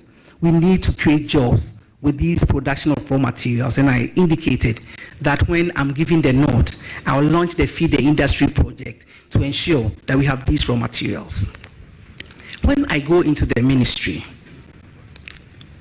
I will look at the arguments that have been made, the calculations that have been made, do consultation, then I'll be able to come up as a lead in a team, what best we can do with the subsidies or the exemption on raw materials. But from here, without any argument, without what happens to our numbers, I'll not be able to say that we should take it off or keep it. But I believe in constructive decisions. I believe in decisions born out research and consultation. Once this is done, I am sure what comes out will be the best for a country, because we need these raw materials to work. Thank you. Honorable nominee, per your manifesto, NDC manifesto, you propose incentives to support the private sector. That is part of your manifesto. Fortunately, you are going to be the trade minister, and the Akufo-Addo government brought in Ghana Enterprises Agency, which is seeking to assist micro, small, and medium enterprises, and then also look at gender issue as well, youth, women, and then person with disability. I want to find out from you, what are you going to do? Are you going to improve on the existing Ghana Enterprises Agency that has been able to sustain over thousands of people within the period that it was formed? Are you going to continue with the program, or you have a special initiative for small, medium enterprises?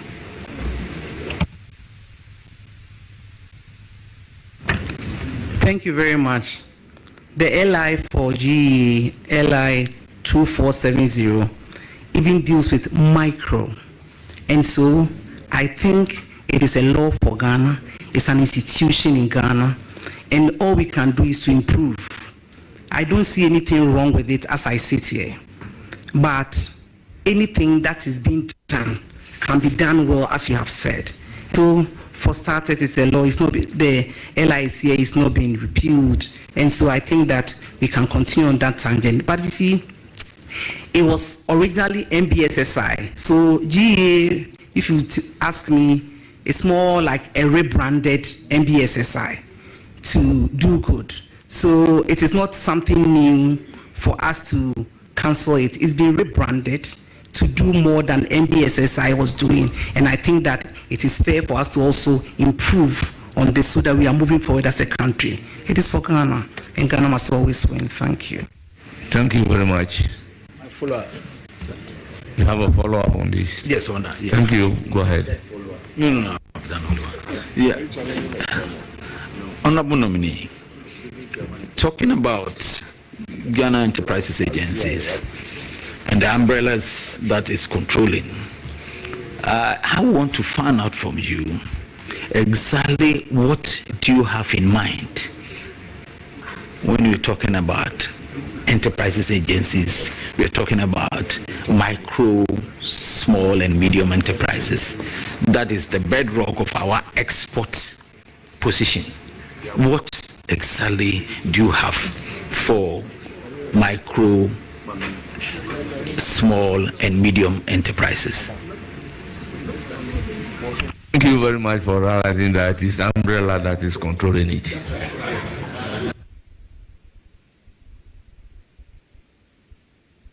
Please, your answer to the question. I'll try and answer your question as much as I understand. If you say, what do I have in mind by talking about micro, small, medium scale industries, it's already decided by law. The LI 2470 states what enterprise is micro, what is small, what is medium. It uses the number of staff you have and the capital you have. So if you are talking about micro, you are dealing with about 1 to 3 staff, an amount of 150,000 to I think 3 million. Then small scale is from 3 to I think 30. The law is here. We will do well to resource persons who fall under various categories. And at the end of the day, women again. Because of the affirmative action, we must be conscious of training more women. We must be conscious of giving access to more women in the space of the economy. And so we'll continue to do their mandate and even do it better. So thinking about the vulnerable, like the disability, people with disability, to work well with them. Thank you. Thank you very much. Please, you are not entitled to. You said this is your supplementary, last supplementary question. So please, I'll give the floor to Honorable Muhammad Shaibu.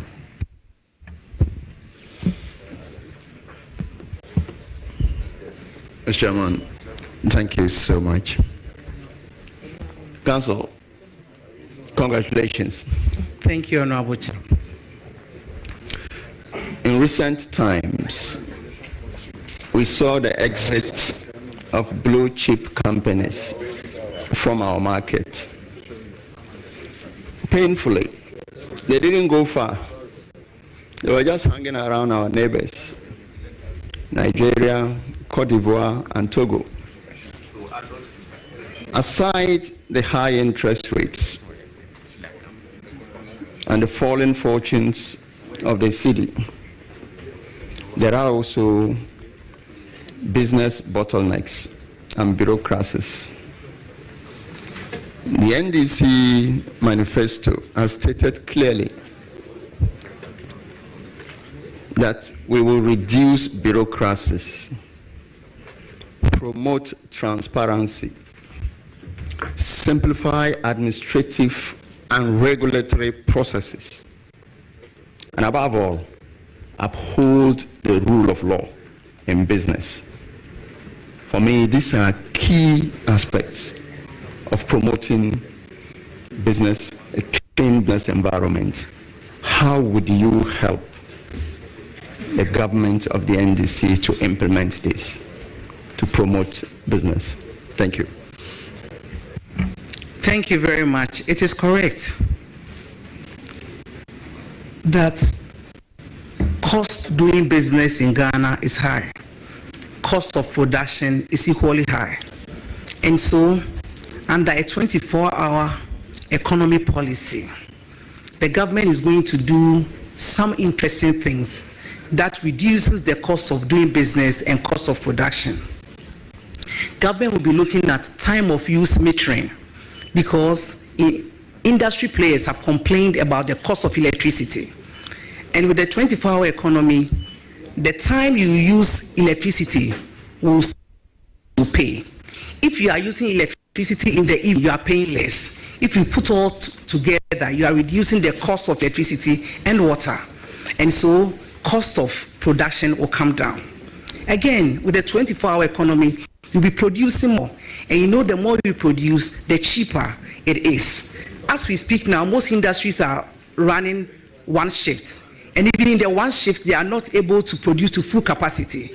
With the availability of... Honourable members, order. Let's listen to the nominee in silence. With the availability of raw materials, we'll be able to feed our industries. You know, these companies live because they have to import raw materials. And so if we put all these things together, in addition to the fact that as for the rule of law, you know, it's synonymous to Excellency John Dramani Mahama, perfect. And in this case, I'm stating his attributes. It is not in comparison with anybody. 100 people can be good. He's good, and he's synonymous to the rule of law.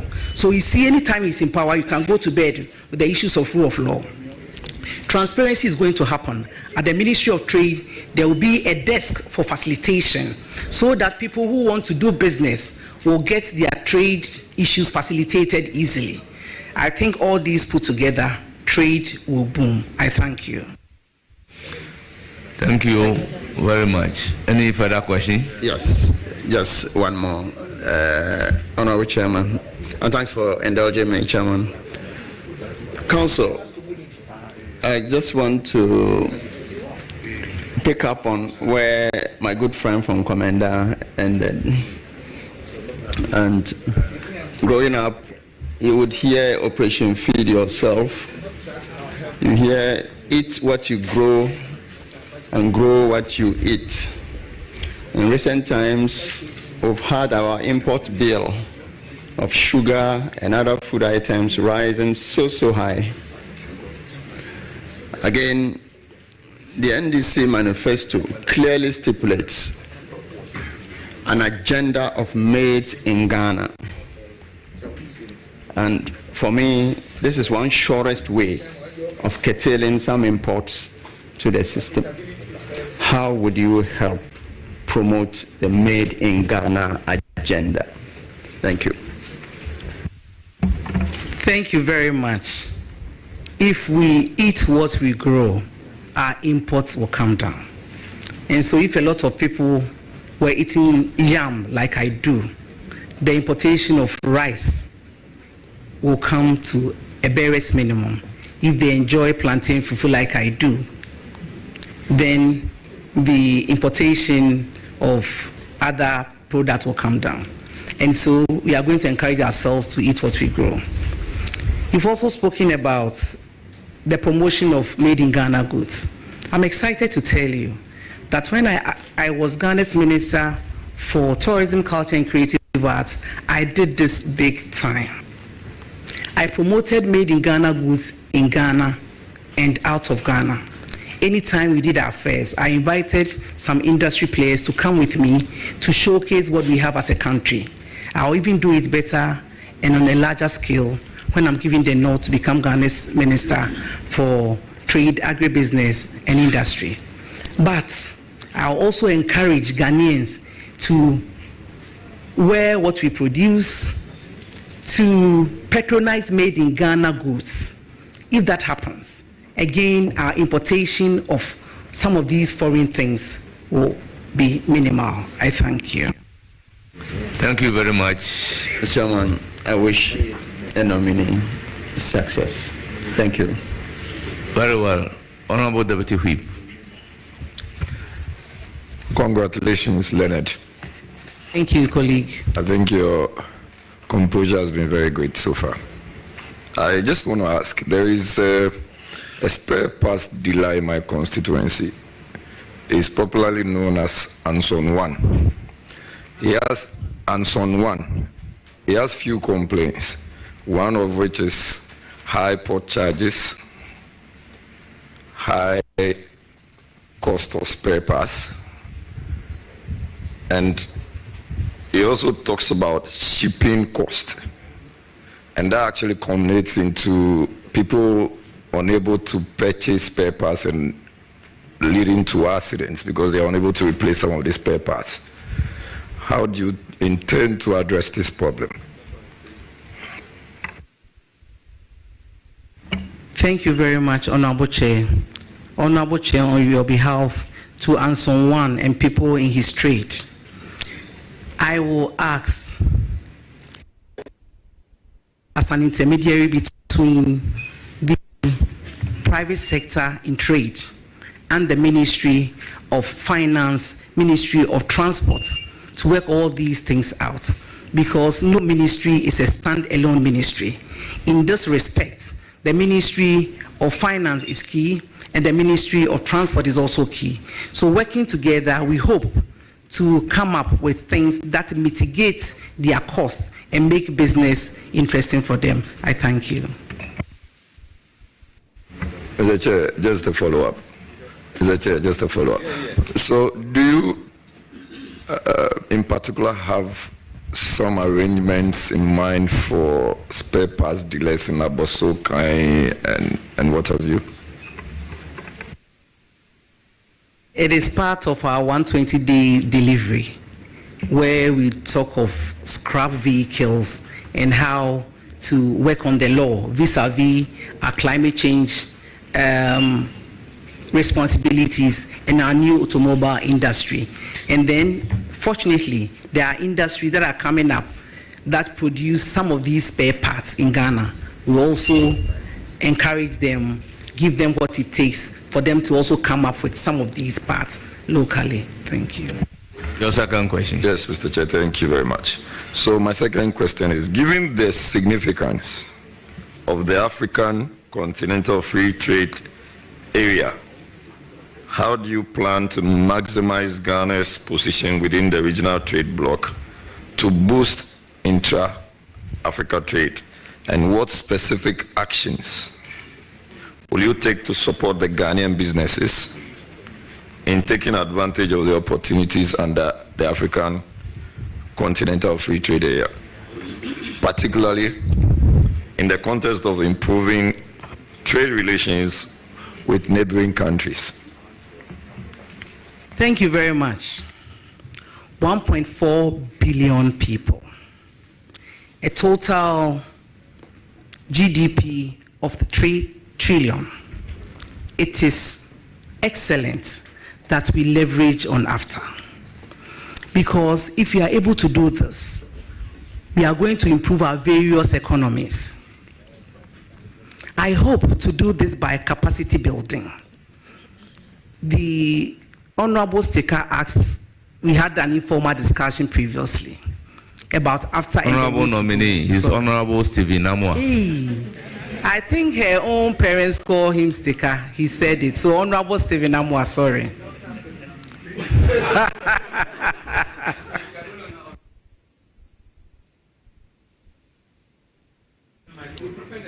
Dr. Stephen Amoah, popularly known as Sticker. Very well. Yes, we had a discussion about AFTA. Honorable Chair, some of the things that we need to do to take advantage of AFTA is capacity building. Most of our companies don't even have capacity to do this. Two, is to synchronize some of our laws. You know that even though we say free movement of goods and services, some countries have banned the importation of a product that you want to export. And so we need to work on our security, we need to work on our economies, we need to work on our laws to take advantage of this. And since the headquarters is in Ghana, I would take an interest in working with these countries on diplomatic lines to ensure that there is free movement of these goods and services indeed, so that we can take advantage.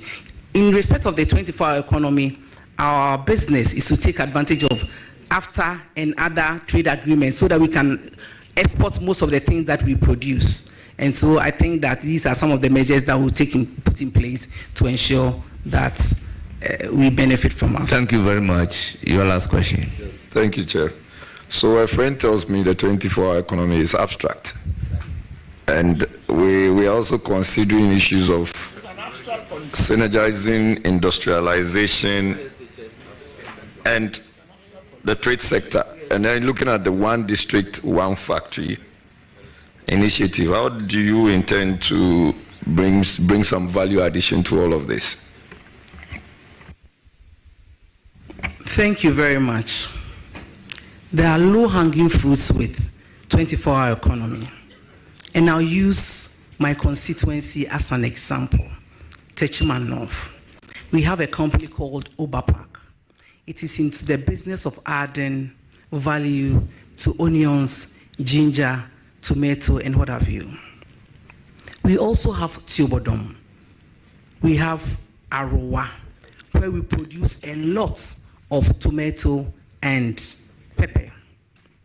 These are rain-fed agriculture practices. Again, they are not into commercial contract farming. Can you imagine that under the 24-hour economy, when you give me the nod and I launch the Feed the Industry program, and we are able to resource farmers within this enclave to engage in commercial contract farming in tomato and pepper. Oberpark will automatically do a 24-hour shift. One job, 3 people, 3 shifts. It will happen because there will be availability of onions, so much so that one shift cannot work on it. You need more shifts to do it. So you see how practical this is, and it will create a lot of jobs in that locality.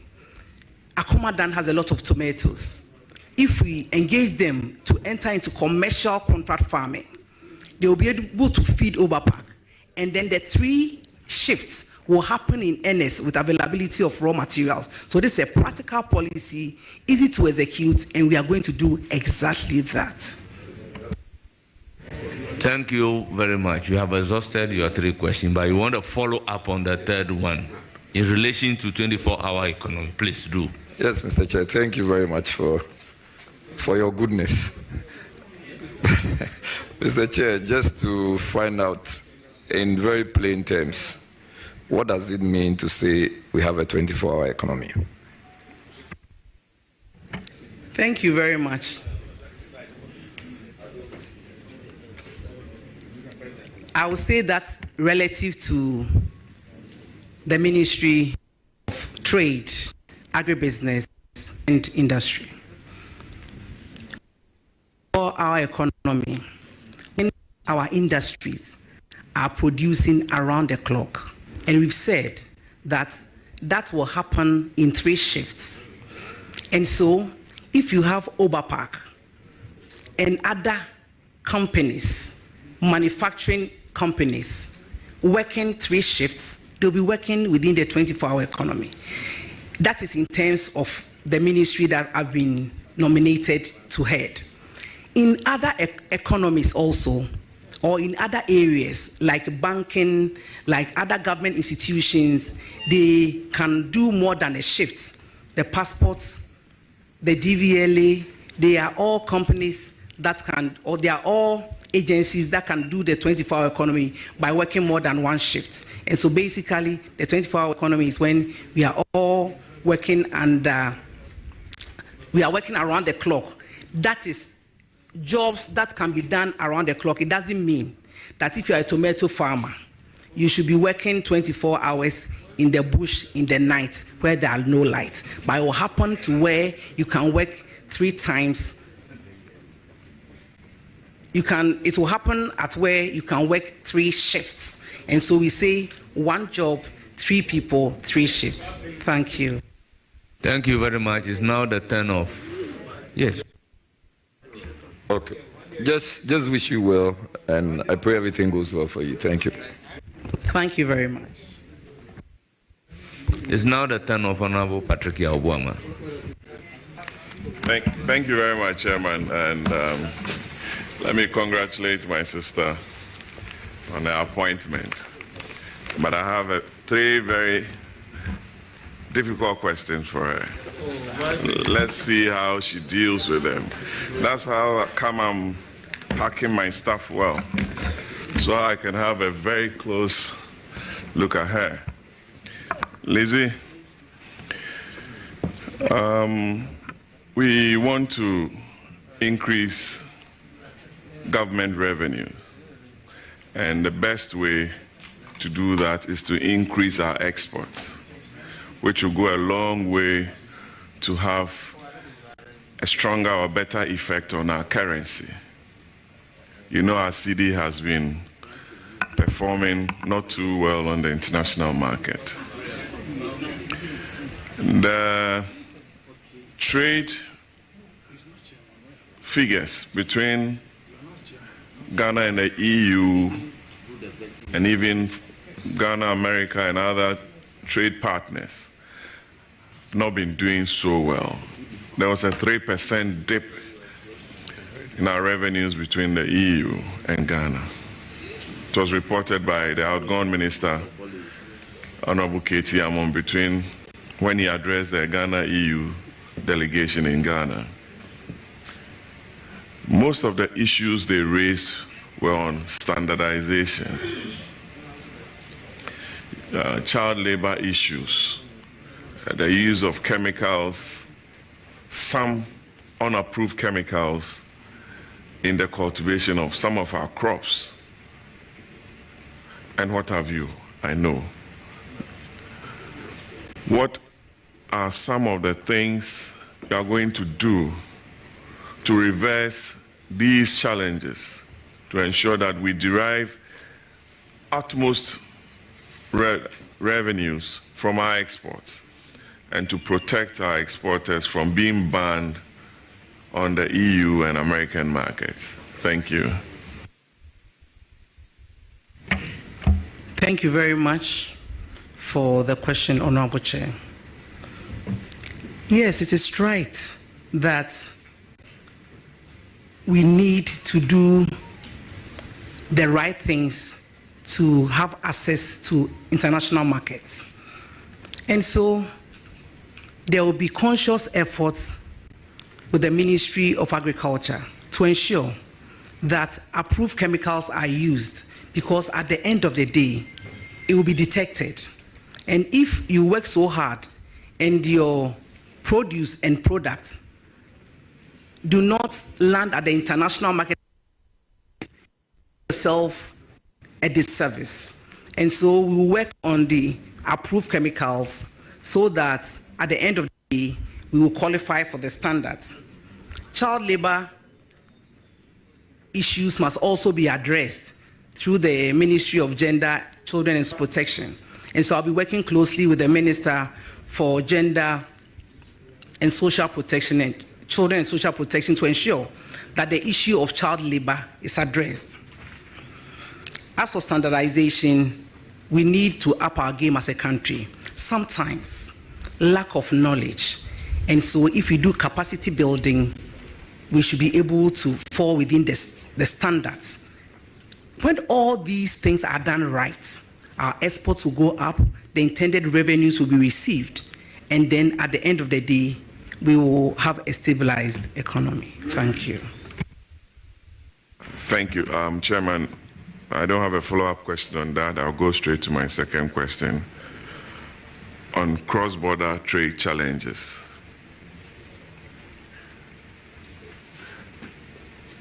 Most of our traders go to Togo, Cote d'Ivoire, Burkina, and the Sahelian belts to bring in goods into our market, some from China and the rest of the world. We all know of under-declarations at the ports and other entry points. You can blame the politician, you can blame government officials, high-ranking ones and low-ranking officials, traders, the security agencies. We are all culpable. Minister of Trade, how do you intend collaborating with the security agencies to stem this very bad practice that I just mentioned? Thank you. Thank you very much. Certainly, it will not only be with the law enforcement agencies, it's also be with the Ministry of Finance. I am not an economist, but I know that when we are charged reasonable taxes, people pay. Not everybody is interested in evading tax, but if it becomes burdensome, then there is the attractiveness to evade it. So I think that there should be a national dialogue on our taxation so that many more people will pay. I am sure if the taxes are not that exorbitant and all of them pay, we may get more than we are collecting. So a lot of things has to go in to ensure that people declare exactly what they are bringing into the country, pay the right fees, and it will be much more easier if the taxes are not exorbitant. Thank you very much. Thank you, Chairman. I don't have a follow-up question on that one too, but a last question, and I'll congratulate my sister. Lizzie, the Exim Bank was set up under the NDC. Roxanne, do you know the question? You are not a member of the committee. The main challenge of the Ministry of Trade today is their low financial support. Since 2014, when EDF was converted to the Exim Bank, the ministry relied on their share of 1% from the inspection companies. It was West Blue came in because of tussles between ministers of trade and finance. It was moved to Ministry of Finance. The Ministry of Trade ought to hire the best technocrats to write the best proposals and have the right dealings with our multilateral and bilateral partners. How are you going to reverse this trend to ensure that you get the best of sources in terms of personnel and even cash from the Ministry of Finance to hire the best to assist you achieve all the laudable objectives under your manifesto, printed in green? Thank you. Congratulations.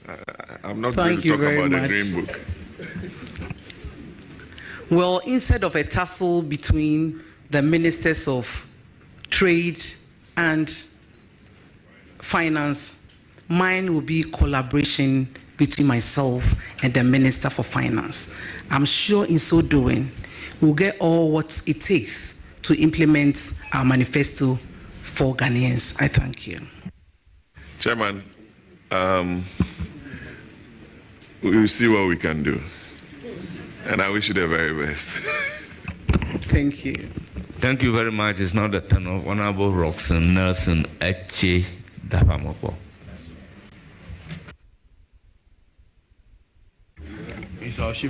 I'm a bona fide member. Chairman, thank you very much.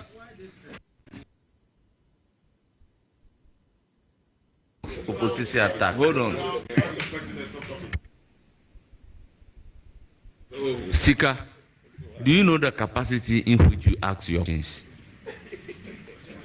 Please, Honorable Roxanne, proceed. Chairman, thank you very much. Auntie Lizzie, you are welcome and congratulations. Thank you.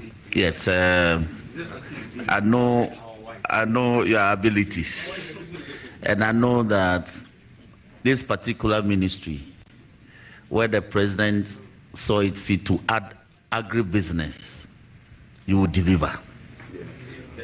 I thank you. You will deliver. I have 3 issues.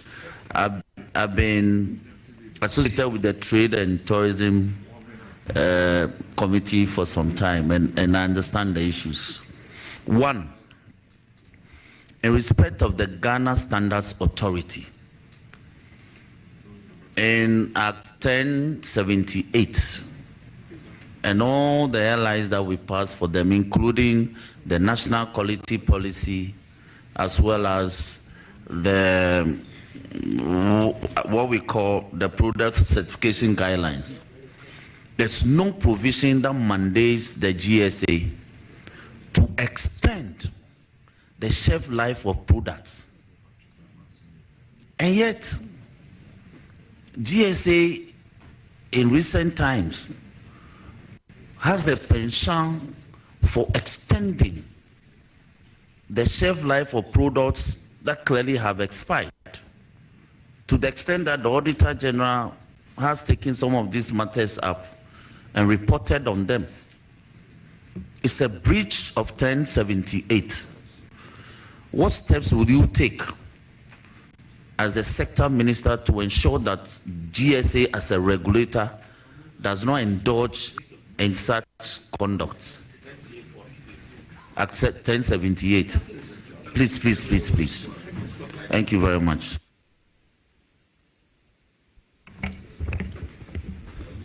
Thank you very much. Ghana Standards Authority is there to ensure that we abide by standards. It would be ironical for them to be flouting the rules of standards. I have not seen the report, but I'm sure when I'm giving the nod and I assume work at the ministry, I will take note of this dealing and ensure that no illegality is condoned in any of the agencies that will be under me. Thank you. Any further question? Brilliant. Chairman, that is so. My other concern is in respect of reports regarding dwindling revenue mobilization efforts at our ports and across our land borders in respect of the use of ICOMs. It's on record that from 2003, when the DEN system that was in place, the GCNet system, in 2003, GCNet made 249 million. In 2004, it did 603 million. In 2011, it did 3.7 billion. In 2012, it did 4.7 billion. 2015, it did 9.7 billion. 2018, it did 16.3 billion. But since it got replaced, the performance of the ICOMs, the new system that has been installed, has downsized in terms of performance and revenue generation. As the sector minister, and in consultation with the minister responsible for finance, will you consider reviewing this policy and to reinstate GCNet as it is? Thank you very much for the question. It is obvious that I've not gone to the ministry yet. Again, it is also obvious that we don't know the reason for the dwindling numbers. There is nothing at this point to tell me the reasons why the numbers have come down.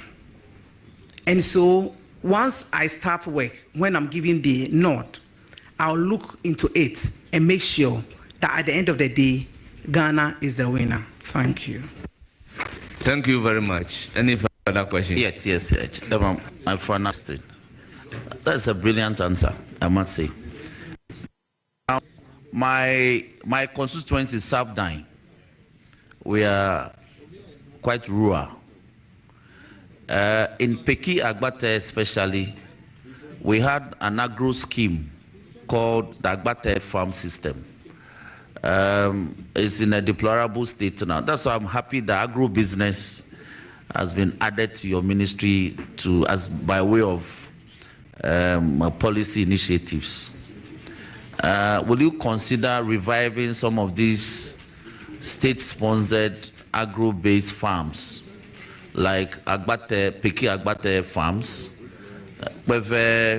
Agric farm, and Kwadaso, Nkranza, and all of that? My brother has provided some, especially where support for operating such agro-based businesses are very key to reviving and promoting activities in the rural areas to prevent the rural-urban influx of our youth, and also, as it were, to give oxygen to the 24-hour economy programs. Will you consider doing that for us? I thank you for the opportunity. Thank you very much. These are some of the programs that I can say yes before I start work, when I'm giving the nod, because already the Feed the Industry project is there, and especially with these farms that have large tracts of land, they are good to go and they can fill in easily, because you are interested in commercial contract farming, and if the facility is there, revamping it shouldn't be a problem at all. I thank you.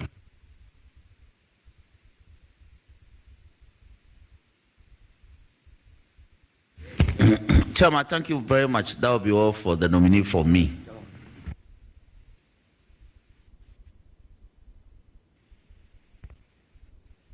Thank you very much. We move to the turn of Honorable Ranking Member. Oh. You will just come. I'll come to you.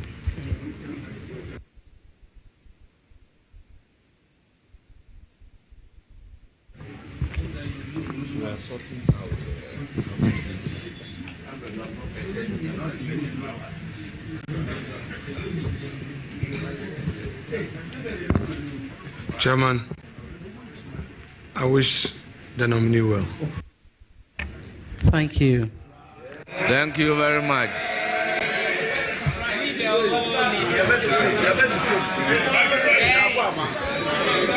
I now give the floor. Order. Order. I now give the floor to Honorable Rickett Hagan. Thank you, Mr. Chairman. Honorable nominee, Mrs. Elizabeth Ufosu-Ajare, congratulations. Thank you very much, Honorable. Looking at your CV, your experience and background, I know you will do well at the ministry. May God bless you, and I wish you well. Thank you very much. Thank you very much, Honorable members. For the Minister Designate for Trade, Agribusiness and Industry, the following guests are seated to give her moral support. Nana Kweku Jim II, Ofuman Traditional Council. Ofuma Traditional Council. Nana Yebua Kokua III, Auroani and Jasehini of Techima Traditional Council. Nana Fosu Poku Jiabo II, Kwasi Hini and Maurehini of Techima Traditional Council. Maure. Very well. I will base it on your pronunciation and move on. 4. Nana Kwesi Konedu, Aya Suhini. 5. Nana Kwesi Chui Brimpong II, Masidan Hini. Na Yabua Ameyao II, Timponim Hini.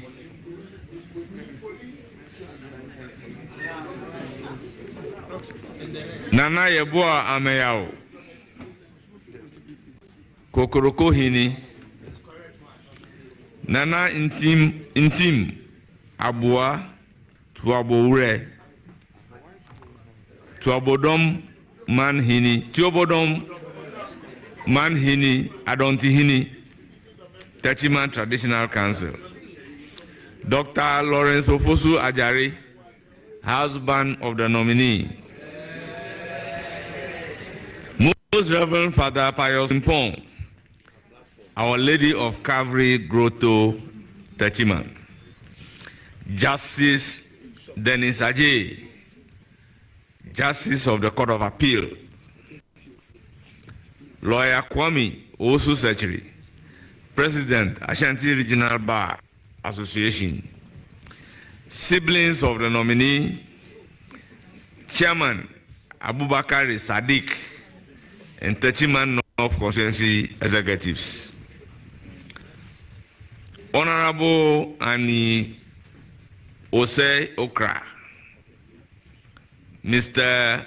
Agolozo, former NDC chairman, the representative of GUTA and representative of Association of Ghana Industries. You are welcome.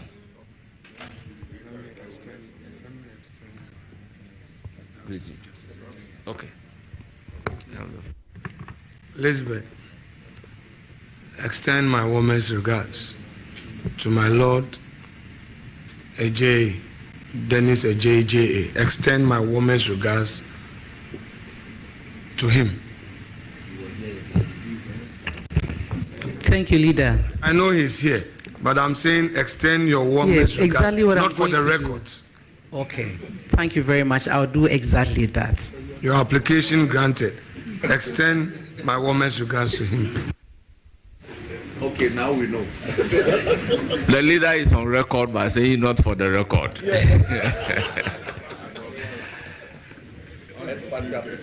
Our revered guests, you are most welcome. Nominee, we thank you very much for attending upon the committee and answering the questions in a very composed manner. Surely, we'll communicate from the committee's point of view to you. Thank you. You will surely hear from us. You are hereby discharged. I thank you for having me. I'm so grateful.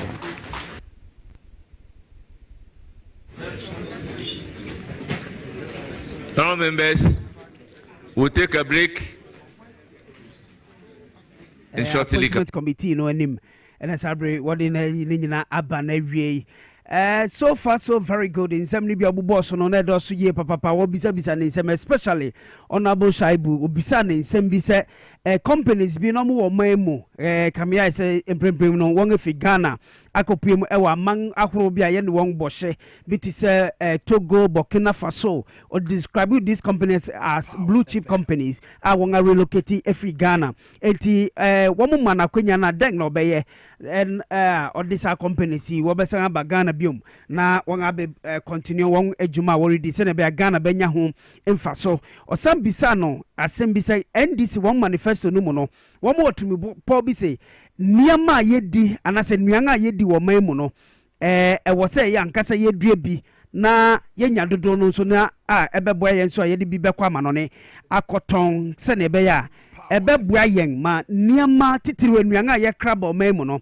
ne ye kraba no eno betumi aba fam na Ghana yen sidi no ebetumi ejina ne nanso Elizabeth Fosu ejare eka no so ho asem eno nso so eda nkyanga wo bisa na asem efa after ho se sabre after yi ye sini headquarters wo mamu no eden hihye no beye na Ghana titiri no ye benya ho emfa so ewom eno kan se oman Ghana nipa dodo be se 1.4 billion eni Ghana ni amano bibrima mangi bi adehye obetumi aka ba chimu se ne be a ewo betumi digwa ye na emfaso etumi abaso ede amayen ewo ye maimo minua bia eye amapo machichiku abeka me ho ewo eye studio ha say ye reba behwe Elizabeth Fosu ejare senia ni eye veti nyina ekoye no ohunu den especially se oyo bia no ohunu den eni kwanga ofa so yi nsem ne ano emaye no ohunu se oyo bia obetumi aye adwuma na na ama me mo akwaba makra mejo so Elizabeth Fosu ejare appointment committee no anim anase vetting committee no anim no na wako ni nyina wode aba na wie ohun ni performance say are you impressed? Yo, and first of all Meka say yes, I am impressed. Ewo how composing ho one the composure and afi two how ebisa the question no osi ya no edifa share how experience that oh yeah in terms of baby de no econo so a lawyer there but kamia ko say niam ani bebre wo ye ndwade ni emfi dwuma atena ye ho no ohu nim de ya obetumi aye ho adwuma edru baby a osusu se ho no ho anu yie no ebia oni no a ompre ne ho bebre nkokeka bebi engum se bia okeka bebi na afa awie na akwakoye nsem bebre but o ma ye tie ase se baby honoma about economy and I say yisikasem ho asem ye no de beja de ama wo ye economy so me anim di fo yisikasem no neba ho a wo maka ho asem but baby a eba emransem ene de aka efa adwade anim fidi dwuma ne ho nsem ho no ho anu ye ne de ode ma pepepe and I'm sure say committee members ni nyina wo bisa questions no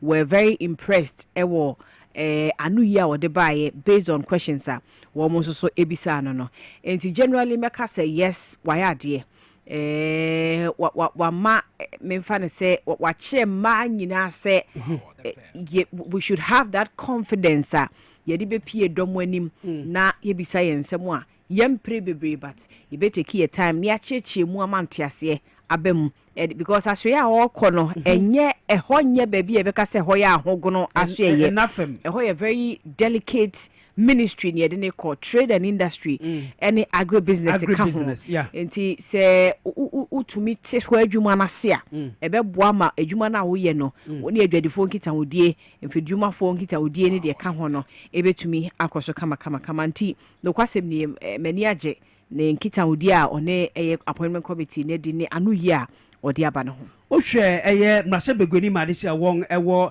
Edna Eguafo Ebrim ɛyɛ Samuel Atta Mills ne nsɛm a obisa no about ɛyɛ Commander Sugar Factory sɛne oyi no ɔsɛ raw materials ɛna ɛyɛ challenges a ɛwɔ hɔ ɛn ɔsɛ onya akwanya na ɔbɛbɔ ne ho mmɔden sɛ facility no ɛbɛnya raw materials sɛne ɛbɛ a ɛsikra yɛ kraba ɔman mu no yɛbɛ reduce no uje di say this period of oriko no obetumi aye say adwuma no na nganya sa raw materials no makra etwa se oye ema yetimi enya sa ne man because ye be kaye a aban ye MPP aban a wotwa mu ko ye ema Ghana fo nyina te ase se Commander Sugar Factory no e was a operation e was a ye adwuma enti omo ne akuafo ne bedi nkita ho akuafo a omo na do ahwede ne we ne bedi nkita ho se de be ya ye betumi adu ahwede ne bebre ne atimi atwa bi na ye de aye adwuma ko wi ache no de anticipate ye na se de susu ye se enkebeko no ankosa na challenge back wa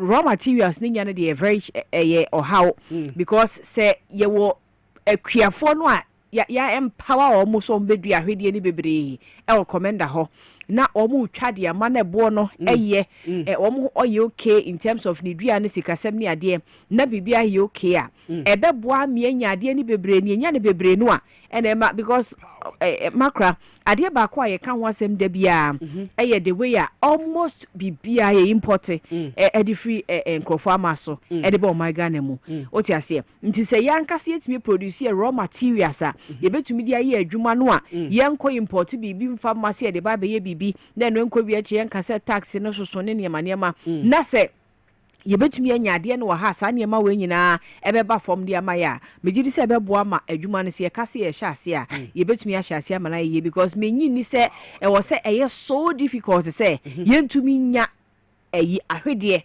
ewo mayi mu dodoɔ mu a ye betumi dia produce asikyire na yankase adi wa ha na abo amaya ya pomde etumi akoyie wo sa kwan ne so nti megidi se said you see kind no adwuma but engagement once you engage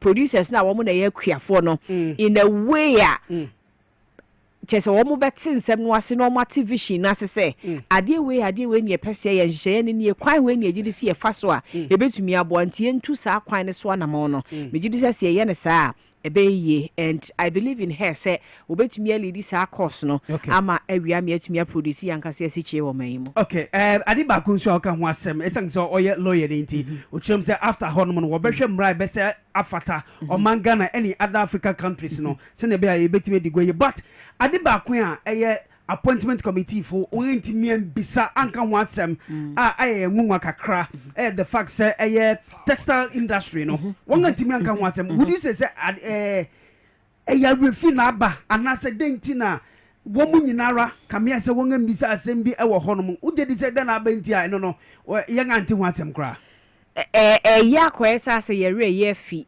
eye saashe me kaise eyi empanifo ni bi o ma ben ewo parliamentary affairs mu Dr. Rashid na o ka bibi se akwese eniema ni bi ho no mu a ye feel say of important anke wo say appointment committee for no mu bisa but edu ba bia na say issues ni bi ho a menim there probably they are not interested in sa issues no announce ye betumi afa no say refie enti na ama wo mo anka ho asem ana so kra na wo mamoso but I am sure say once ye didn't call an industry and I say a ministry where industry ade baako a ɛka na adwuma ho no menye sure so koduru ahwe ho no ma ne be fi textile factory and as industry no because almost play a major role wonim see akra ntoma ne ade de free nkrofo ma so de ba ye ka ho asem eduru baabi ne yesi ho kwa se nsa se de saa ne ma no eba enti ye baabi e wo se ehye ho kena because ye ehye ho kena ma na gina na so a saa issue of see nkra ntoma mra na emeye niema bebre ene de keka ho no ye betumi ayi afri ho enti even though ya moso e wo the appointment committee nanim I am sure say betumi ayi oversight anaso so kwa no ama wo motimu at the point but menye sure say ma me ne we betumi afi ho asem okosa ahwe ho no ya wo moso kra me that say 97.9 if radio XYZ 93.1 if TV XYZ suni ya boy humoding say betumi anya industry players ni bi especially one a wo textiles industry no mu no na ye ne won atwetwe nkomo ne yan ahwe Madam Elizabeth Fosu Jare bi okopum appointment committee no enim no senia minim se beka ne say fortunate and so unfortunately no committee members ni nyina won antimi anka ho asem biara so this refi ananso se den efe ni general performance no nyina no wo mo hunu den yensanya industry players ni bia yensaka wo mu bia ye ne won ebetwetwe nkomo de afa ho ne ngahwe senia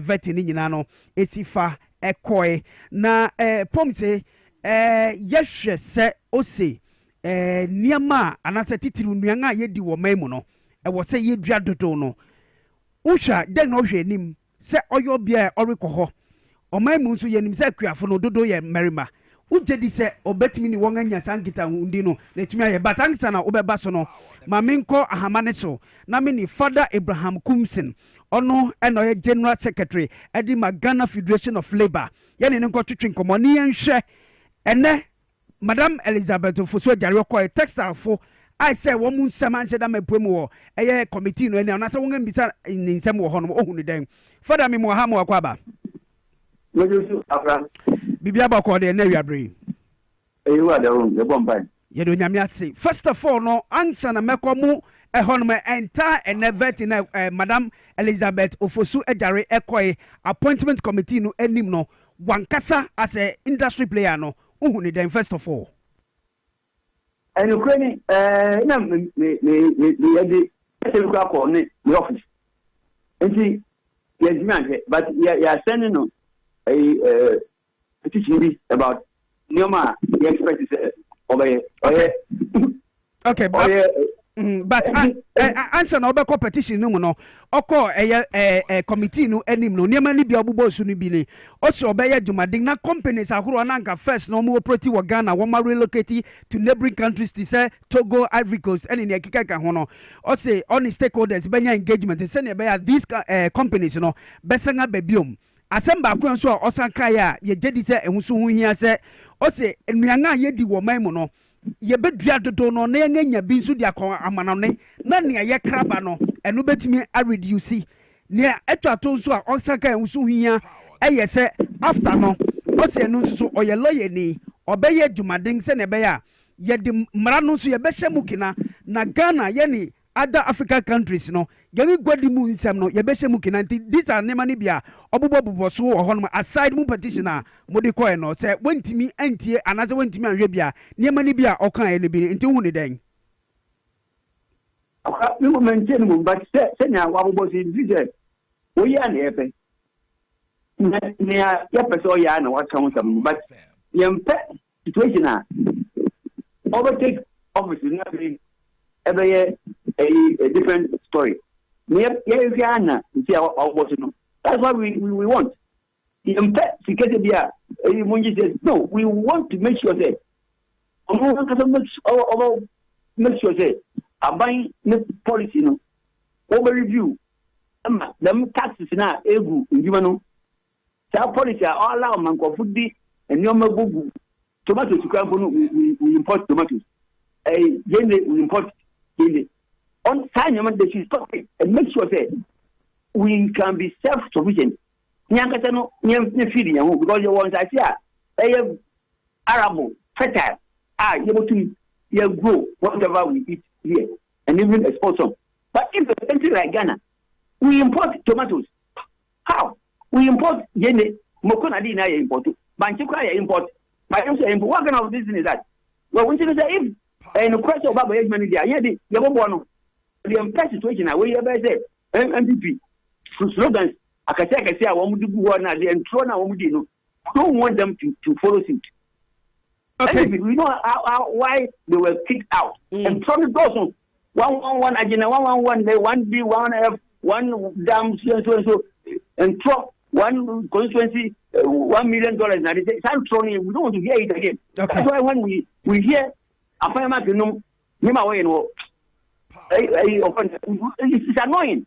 And so you have spent 8 years. Look at the mess that they have made this economy. And they are there, they have the moral courage to be asking certain questions. Come on, let's stop this thing. Father, I did back when I sang committee no enim has to do with the 24-hour economy. And I will be in some say a bank did, especially the minority for our more committee in this no. One more case 1D, 1F, one more Edibai, and I say one ayano. Kwamben soon or befa na what me ayana Ghana Funinara, young and Yahoo Fasona. Elizabeth Kai say, or Benham 24-hour economy so.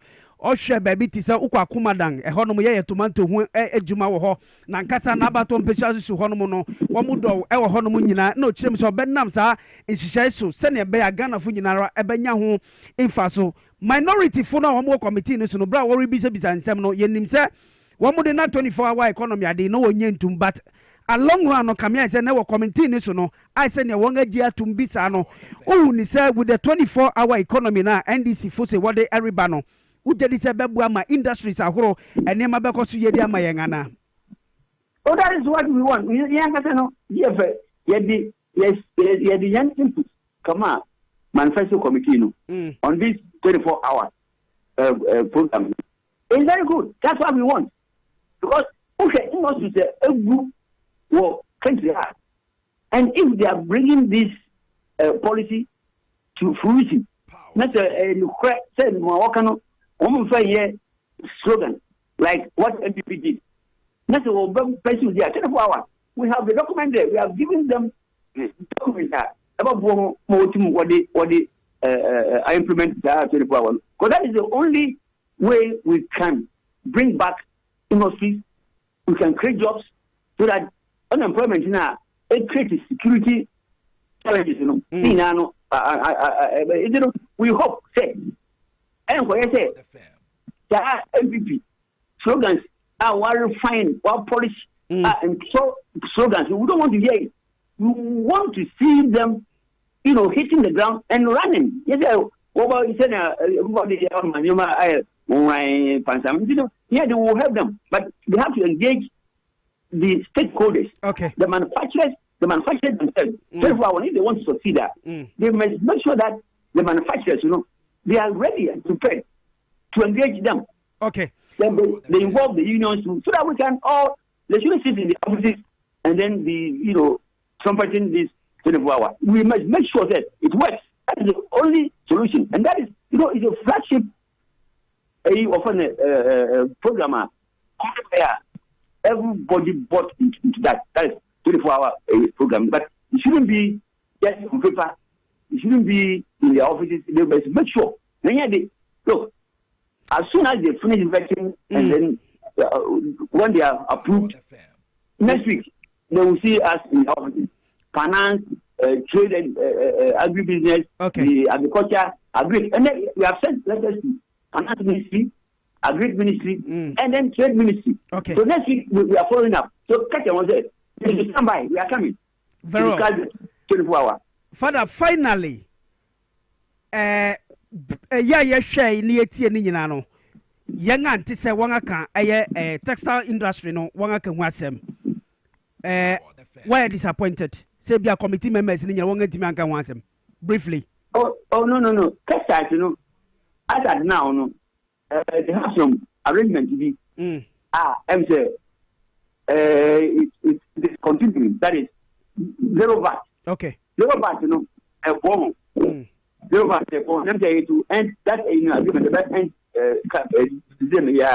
but I know that it can be extended. That is a major breakthrough.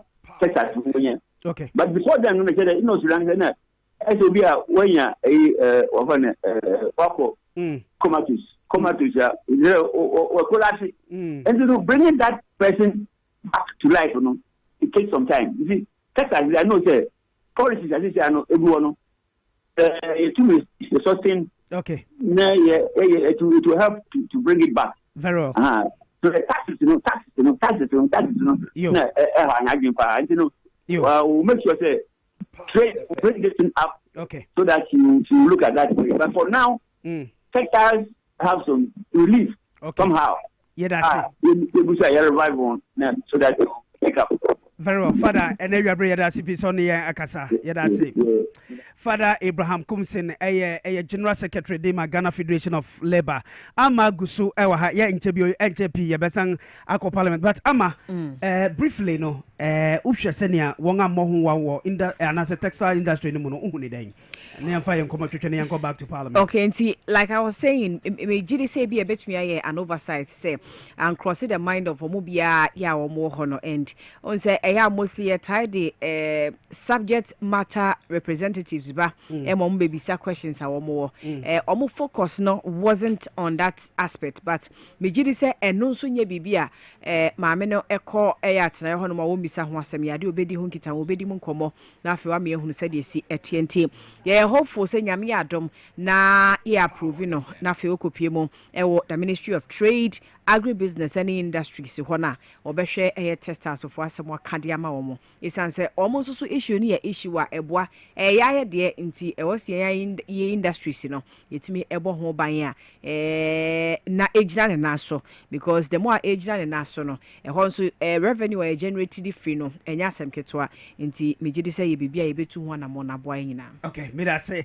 amapo macheche kuna moti ne kan ma me fa dan koma high sense wo mo se me kan kire mo se wuguso 2025 aye remu no won niama no won atete so nti bomoden Africa pana no oguso wode erema mo no nti wo se me kan kire se ko won showrooms ni bia wo Amrahia East Legon Accra Hanum Accra Central Benye bi Tudu La Paz Bachuna North Industrial Area Junction Mall Ewo Nongwa Achimota Mall West Mall Tema Community 1 Kaswa Kiseman Bachuna Broadcasting wo eye Kaswa Kwantiponi Sefei Kumasi City Mall Kumasi Edum Kumasi Post Office Kumasi Tafo Kumasi Tanoso Takrade Takwa Sunyan Tamale Hohoi Obuase Mankesim Tachiman Dansuman Koforidua Tema Community 25 and if it was Hills Mall Ubenya Wong Niamanibia Wong Atite Sunubi Ubetumia Fre 0302 550 000 0302 550 000. Now Nature Blend Hospital Fusi Minkanchom say one more general consultancy nibi name one doctor pening or that one anono Dr. Osman on Tibomoding Nabra not one show pomodung sem infa imau on se Minkanchom say medical lab ahuru nyina no betimi abua wumu enti won afiri so wo papa ni bi ewo ho bomoding nabra na won san emu akwan obefa so na wedidi na waduan di mu nso ebe konkan ewo Nature Blend Hospital won echira kwan so mipamuchew won ewo eye oyarifa special anointed eho ena obusu na obetimi tie dog eye brand biara eye anajofa brand non song abua pa ho sima eduasa ewo Power FM kase free so ana obetimi afre won ewo 026 522-6020 and at 0302-965289. Best wine. A honeymoon ebeko akoto wine papa. Ibacho wine biara upe anase upe ex natural mineral water ni bi no wato dia mi pacho betimi alcohol akotubi. Wong echira kwang ewo number 34 ni note Nyanchi Street ewo First Street ni so wo Jawolo Junction won krangha ana won office ba kwa ewo East Legon wo ben eye Pinkberry honum ubetumi afre 0507613900 0507613900 ubetumi akohonum akoto nsem biara ex natural mineral water mi pacho bomoding ukomeko ma obiara mu a udu honum akase upe ex natural mineral water anase bra yenge dwuma mu ha ye wo eye Abebrese Street ni so ewo Osu and now bet me afraid 059 627 3546 059-627-3546 and 059-627-3547. X natural mineral water na simply natural. Na ama. And na ya fast da ne bi nso ma Hola Savior Herbal Clinic. Wo so ya sabi a wo bo atu apom de ase obi a ne na setata ye ne nofomo adua bi abedemo na onhu ne ye stroke na ma fa dwojo ene wo da ho ye ho hwenye ye diabetes how kidney problems or dama Hola Savior ho na wo so ko kodru ho a wo mo e wo nre ho wo de be hwa mo ho to obi nsusu akoko atwere ene sebe enam mrayo aba ne so no ho na wo so fa na wo mo bo wa shaman one Access Bank no edi hwani mo Hola Savior se nyame nko na betumi asa ya de ntibrani emfa mpaye enka ho bi ni emfa teche emfa emma ofre wo mo 0576656658 and 02006230338 ofre wo mo sa number si so a wo mo ebeje so miankoje Prostafit capsules so my dro your friend Junso boko memma mo Junso semu how no unya Prostafit capsules ne bi na no mo a ebetu sa how no nyina de free honti ene Junso na Junso yie na ohunto afi Zipman capsules ye panyan wo beti de ne memma no a mwatenka wuwo mwatenka yira atonsuo mu no modro ni wudnum bia eboa yi fi bia fro sisi mu ni ntimu ni bia ma adwene yi adwuma nso a na esane atenka na de akosebe okwa akunuma ma na gina na so na watumi de abo adwuma no Zipman capsules ne bi na emwa o emma nso modro pa ya infections ni wo de poa ne de ka ho afri ho so twan Solac mixture enunti announce waljibianom na aboasiesi oba no wa kama ma hoche sanso na ema onsabuo na ya bisi basa no ne nyina eyi no edifri onti ya pebi no mema nso a ya mo nso hu sensuo fita bi firi mo mema no ba no Solac mixture no betumi abo papa fre 0245616028 0245616028 ananso heba any pharmacy shops ahodo nyina mo kona bodin se opese nremi ensa bia ye be ma bi na wato yemfa wo nyina wo Solac Natural Clinic honso yenkwaji apomdema wo kidney ena wanya oha wo ho liver ahonhona ba ho awo ho asem ye de twampoa ananso ya na anase apagya anase atatai oje ho ba bi enye ya Solac Natural Clinic wo so obeboa na watu sa ha wo yase ede ama kokomlemle obehava senior high school ho no wo ya na ohwehwe wo machi akwan no maboa wo apomden kwan mu wo mo lab ho ntu kwa ye do be fa fidie ne nyina mu na fe ya kire edra yemfa show 05539326 31055393263 no friend penifo wo Solaka wo mo ebebo makra But say amapo machecheku enti yebe move straight ni anga call parliament biom ya call appointment committee no enim esang se George Opare Aldo former MC Okre ena sabro bekupemu committee no enim obetutu na no ne yanga hwe ono so betimi akohwe Ministry of Youth and Recreation so na ne manyina so akonkanti straightforward no yan cross over yan call appointment committee no enim ewo parliament. She has just focused the issue on what my honorable friend Honorable Nyindam raised and not very into who rented private jets and who didn't rent private jets. As Minister for Defense, and the records available to me, President Mahama kept on renting private jet any time that the president, any time that the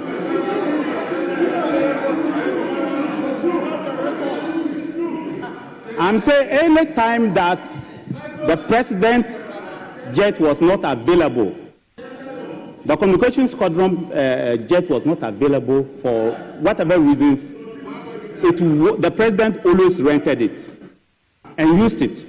The difference today is that the current jet is serviceable. It can move. It is working. It is wrong for the President of the Republic to be going on commercial jets when the jet that Ghana used their money to pay for and buy is available and it's working. It's very wrong. I will have no problem at all if the President used that jet. I will have no problem at all. In fact, Mr. Speaker, if the President of the Republic, for some reason, this jet is not available and he goes to rent a private jet, I will have no problem at all. Take it from me, I will have no problem at all. And I will not blame him.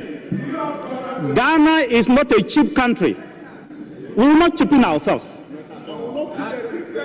Ghana is not a cheap country. We will not cheapen ourselves. Ghana has been a torchbearer in Africa. Ghana is one of the most important countries in Africa. The president, who is the #1 citizen, must be protected by air, by sea, and by land. The president's life is very important for all of us. The courtesies that a president must have is very important for all of us.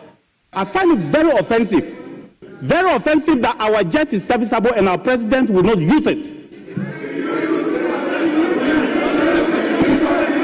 I find it very offensive.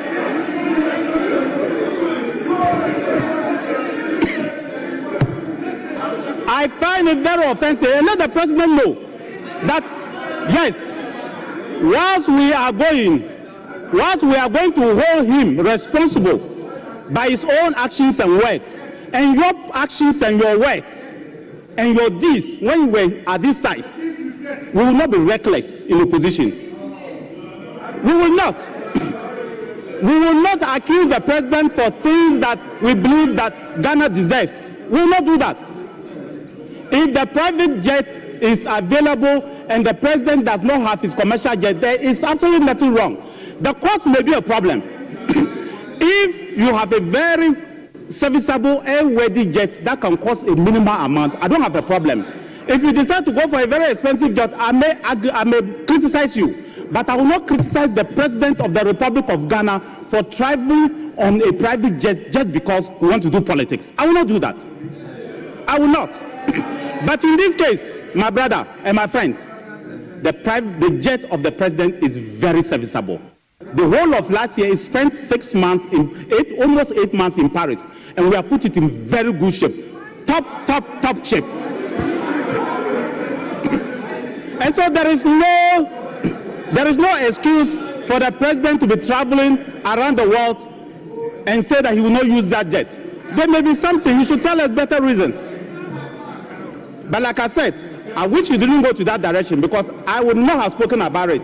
I don't think it's necessary to be dragging the armed forces and the access of the armed forces into parliament every day and be criticizing. I will never have done that. But next time, I pray you don't go into that direction. Thank you, Mr. Speaker. Yes. Mr. Members. Yes, Mr. Speaker. I didn't. Mr. Speaker. No, sir. Mr. Speaker, this is a very important member of the House. I'll allow you and allow Honorable. I made it quite clear. Mr. Speaker, I made it quite clear. He spoke. I have to go here. Yeah, but both of us are in leadership. Don't worry. I'll give you the opportunity. Mr. Speaker. Yes, Honorable. I made it quite clear that the trip which you announced the president embarked on, he went on a commercial flight. Mr. Speaker, I forgive you. Mr. Speaker, it is very, very rich of the former defense minister who sat there and President Akufo-Addo traveled on countless occasions on very expensive private jets, is today telling us that our jet is fit for purpose. So how come you couldn't put the former president on the same jet flight? Immediately you left office, the jet has become serviceable. Very, very rich. The jet only became serviceable for a president when you left office. Isn't that telling? You want him to take that jet? How come President Akufo-Addo never took that jet? In any case, Mr. Speaker, hold on. Mr. Speaker, the fact is that President Mahama is different from President Akufo-Addo. I'm saying that.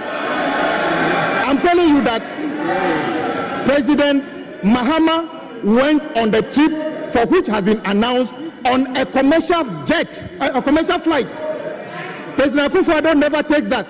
He takes very expensive jet, and I'm saying that as we speak, President Mahama has never embarked on those flights that President Akufo-Addo have been embarking on. As a defense minister, I think you should be clear on this. If you descend into the arena of pretending that you didn't hear what the speaker said by saying that President Mahama went on a trip, and I'm saying that particular trip, he went on a commercial flight. What is the difference here? Then you are saying that the current presidential jet is fit for purpose. And I'm saying that it is very rich coming from you.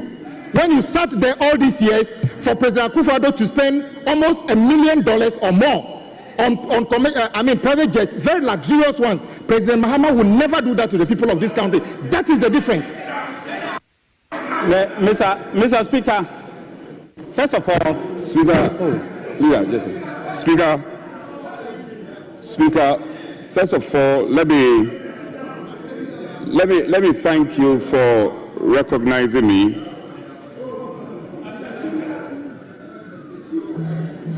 Speaker, I think a simple matter was raised by a former leader of this House about the composition of your leadership. And the best response we are having is that our member who is yet to be sworn in as a road minister decides to choose a different path and go off tangent. Because indeed, he said something which I find very revealing, that President Mahama is different from President Akufo-Addo. That is true. Will you listen? He made a point. He made a point that President Mahama is different. In fact, President Mahama is indeed different. That is why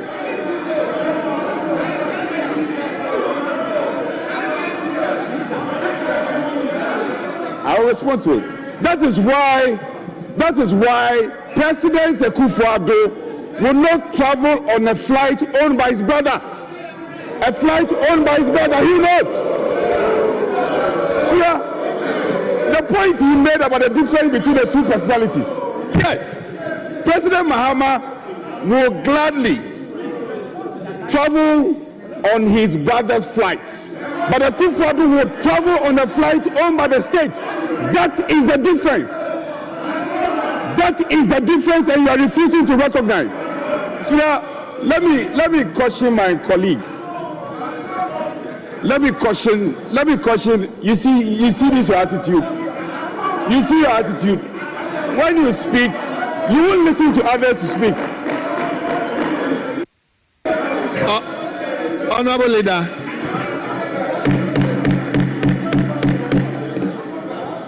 Honorable Leader, let's close the chapter. Our colleagues should learn to be tolerant. When the Honorable Boja was speaking, we all listened to him. Why can't you be tolerant? Honorable Leader, listen to wisdom. Honorable Leader, listen to the wisdom. Honorable Leader, will you address the chair? Speaker, I'm addressing you. I'm equally addressing you. So, you were asked a simple question. Where is your leadership? And you're making the work difficult for us.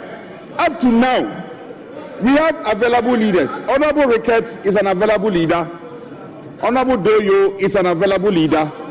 We want a confirmation. That is what Honorable, that is what he raised. Where is the evidence? Where is the evidence? There is no official correspondence to this House. There is no official correspondence. That's what you don't know. No official correspondence. No, there is. Speaker, let's deal with a substantive matter. I think that on this matter of the flight and whether who cares for this country, we'll have a full day to discuss this matter. But I am proud of President Akufo-Addo. I am proud of President Akufo-Addo to have stuck to the regime where a flight owned by the states. Akufo-Addo will not travel on a flight owned by his brother. No. You should be ashamed of yourself. You should be ashamed of yourself. You should be ashamed. You should be ashamed that the president is traveling on a flight owned by his brother. You should be ashamed. You see, I don't have that. Honorable Anadampe. Honorable Leader, please. Yes, my colleague should not make comments. He shouldn't make comments and veer into areas that he has no defense. And he shouldn't make comments that will cause His Excellency the President not to swear you into office. Kwame, I'm cautioning you. Stay away from controversies. Stay away from things you cannot defend. Honorable, please, let's. Speaker, I'm not done. I'm not done yet. So my simple question to you, is that go and compose your leadership. They are very important. They are very important matters to be discussed. Very important matter to be discussed. And the matter has been raised, and he's rather dancing around the issue and diverting. Go and compose your leadership, and you should be proud of what Akufo-Addo has done.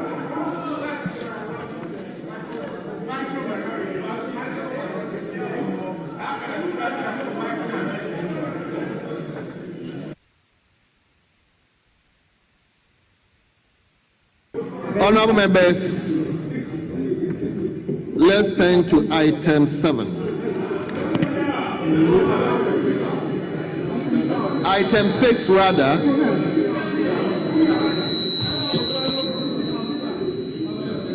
Let's turn to item 6.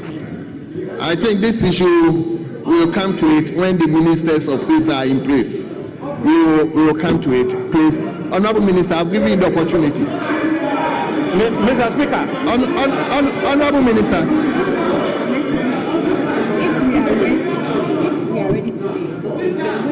Honorable Minister, please, I give you opportunity. Somebody else will talk. I am closing this chapter.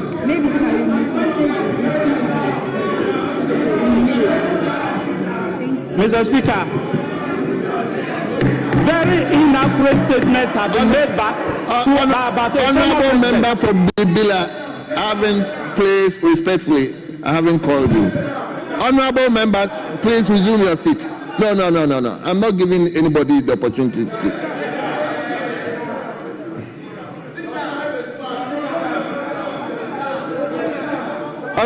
Honorable Minister, Honorable former Minister, please.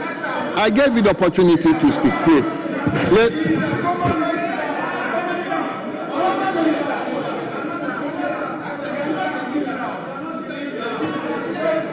Come in.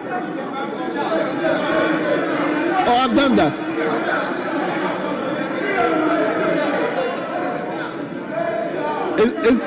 It's not meant for discussion.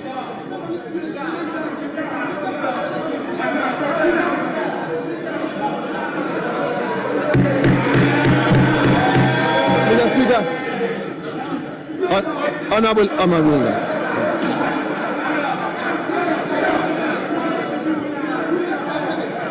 members, honorable member from Bimbila, respectfully, once I give you opportunity, I will have to give opportunity to other people. And no. Honorable member, no.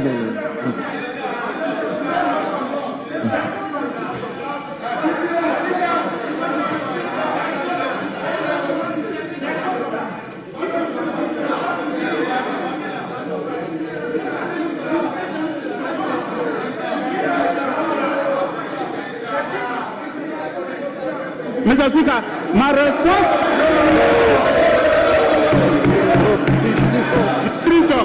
to all the matter we also honor. Honorable members, please help me to manage the House.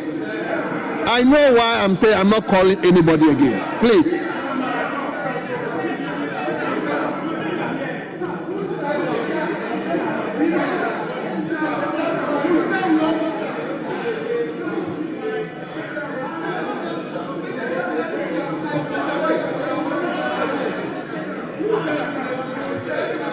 Mr. Speaker, 1 minute. Honorable former minister, let's find appropriate time to come. I believe at that time the ministers of state will be in place so that you can say whatever you want to say. For now, I want to close the chapter. Please, respectfully. I don't want to prolong this because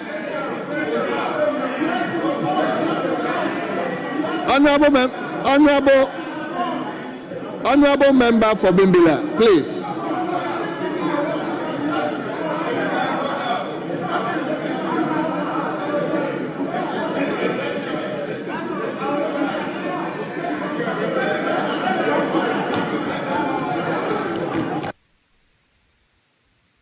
Mr. Speaker, allow.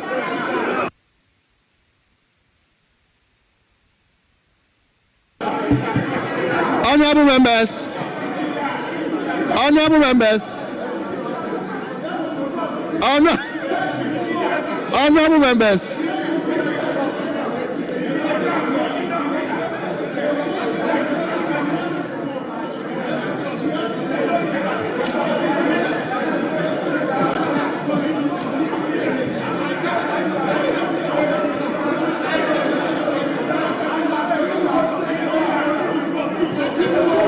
Mr. Speaker, let no one hold the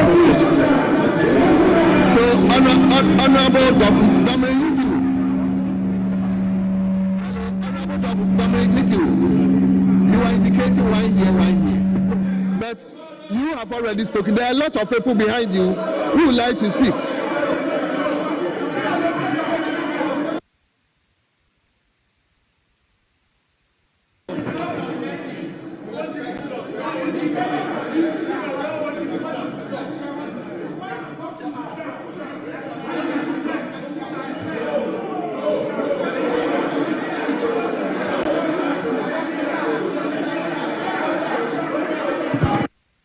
Honorable members,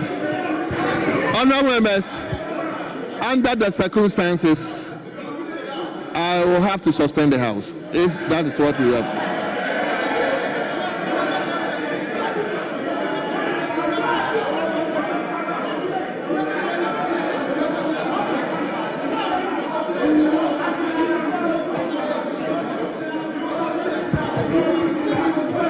Honorable members,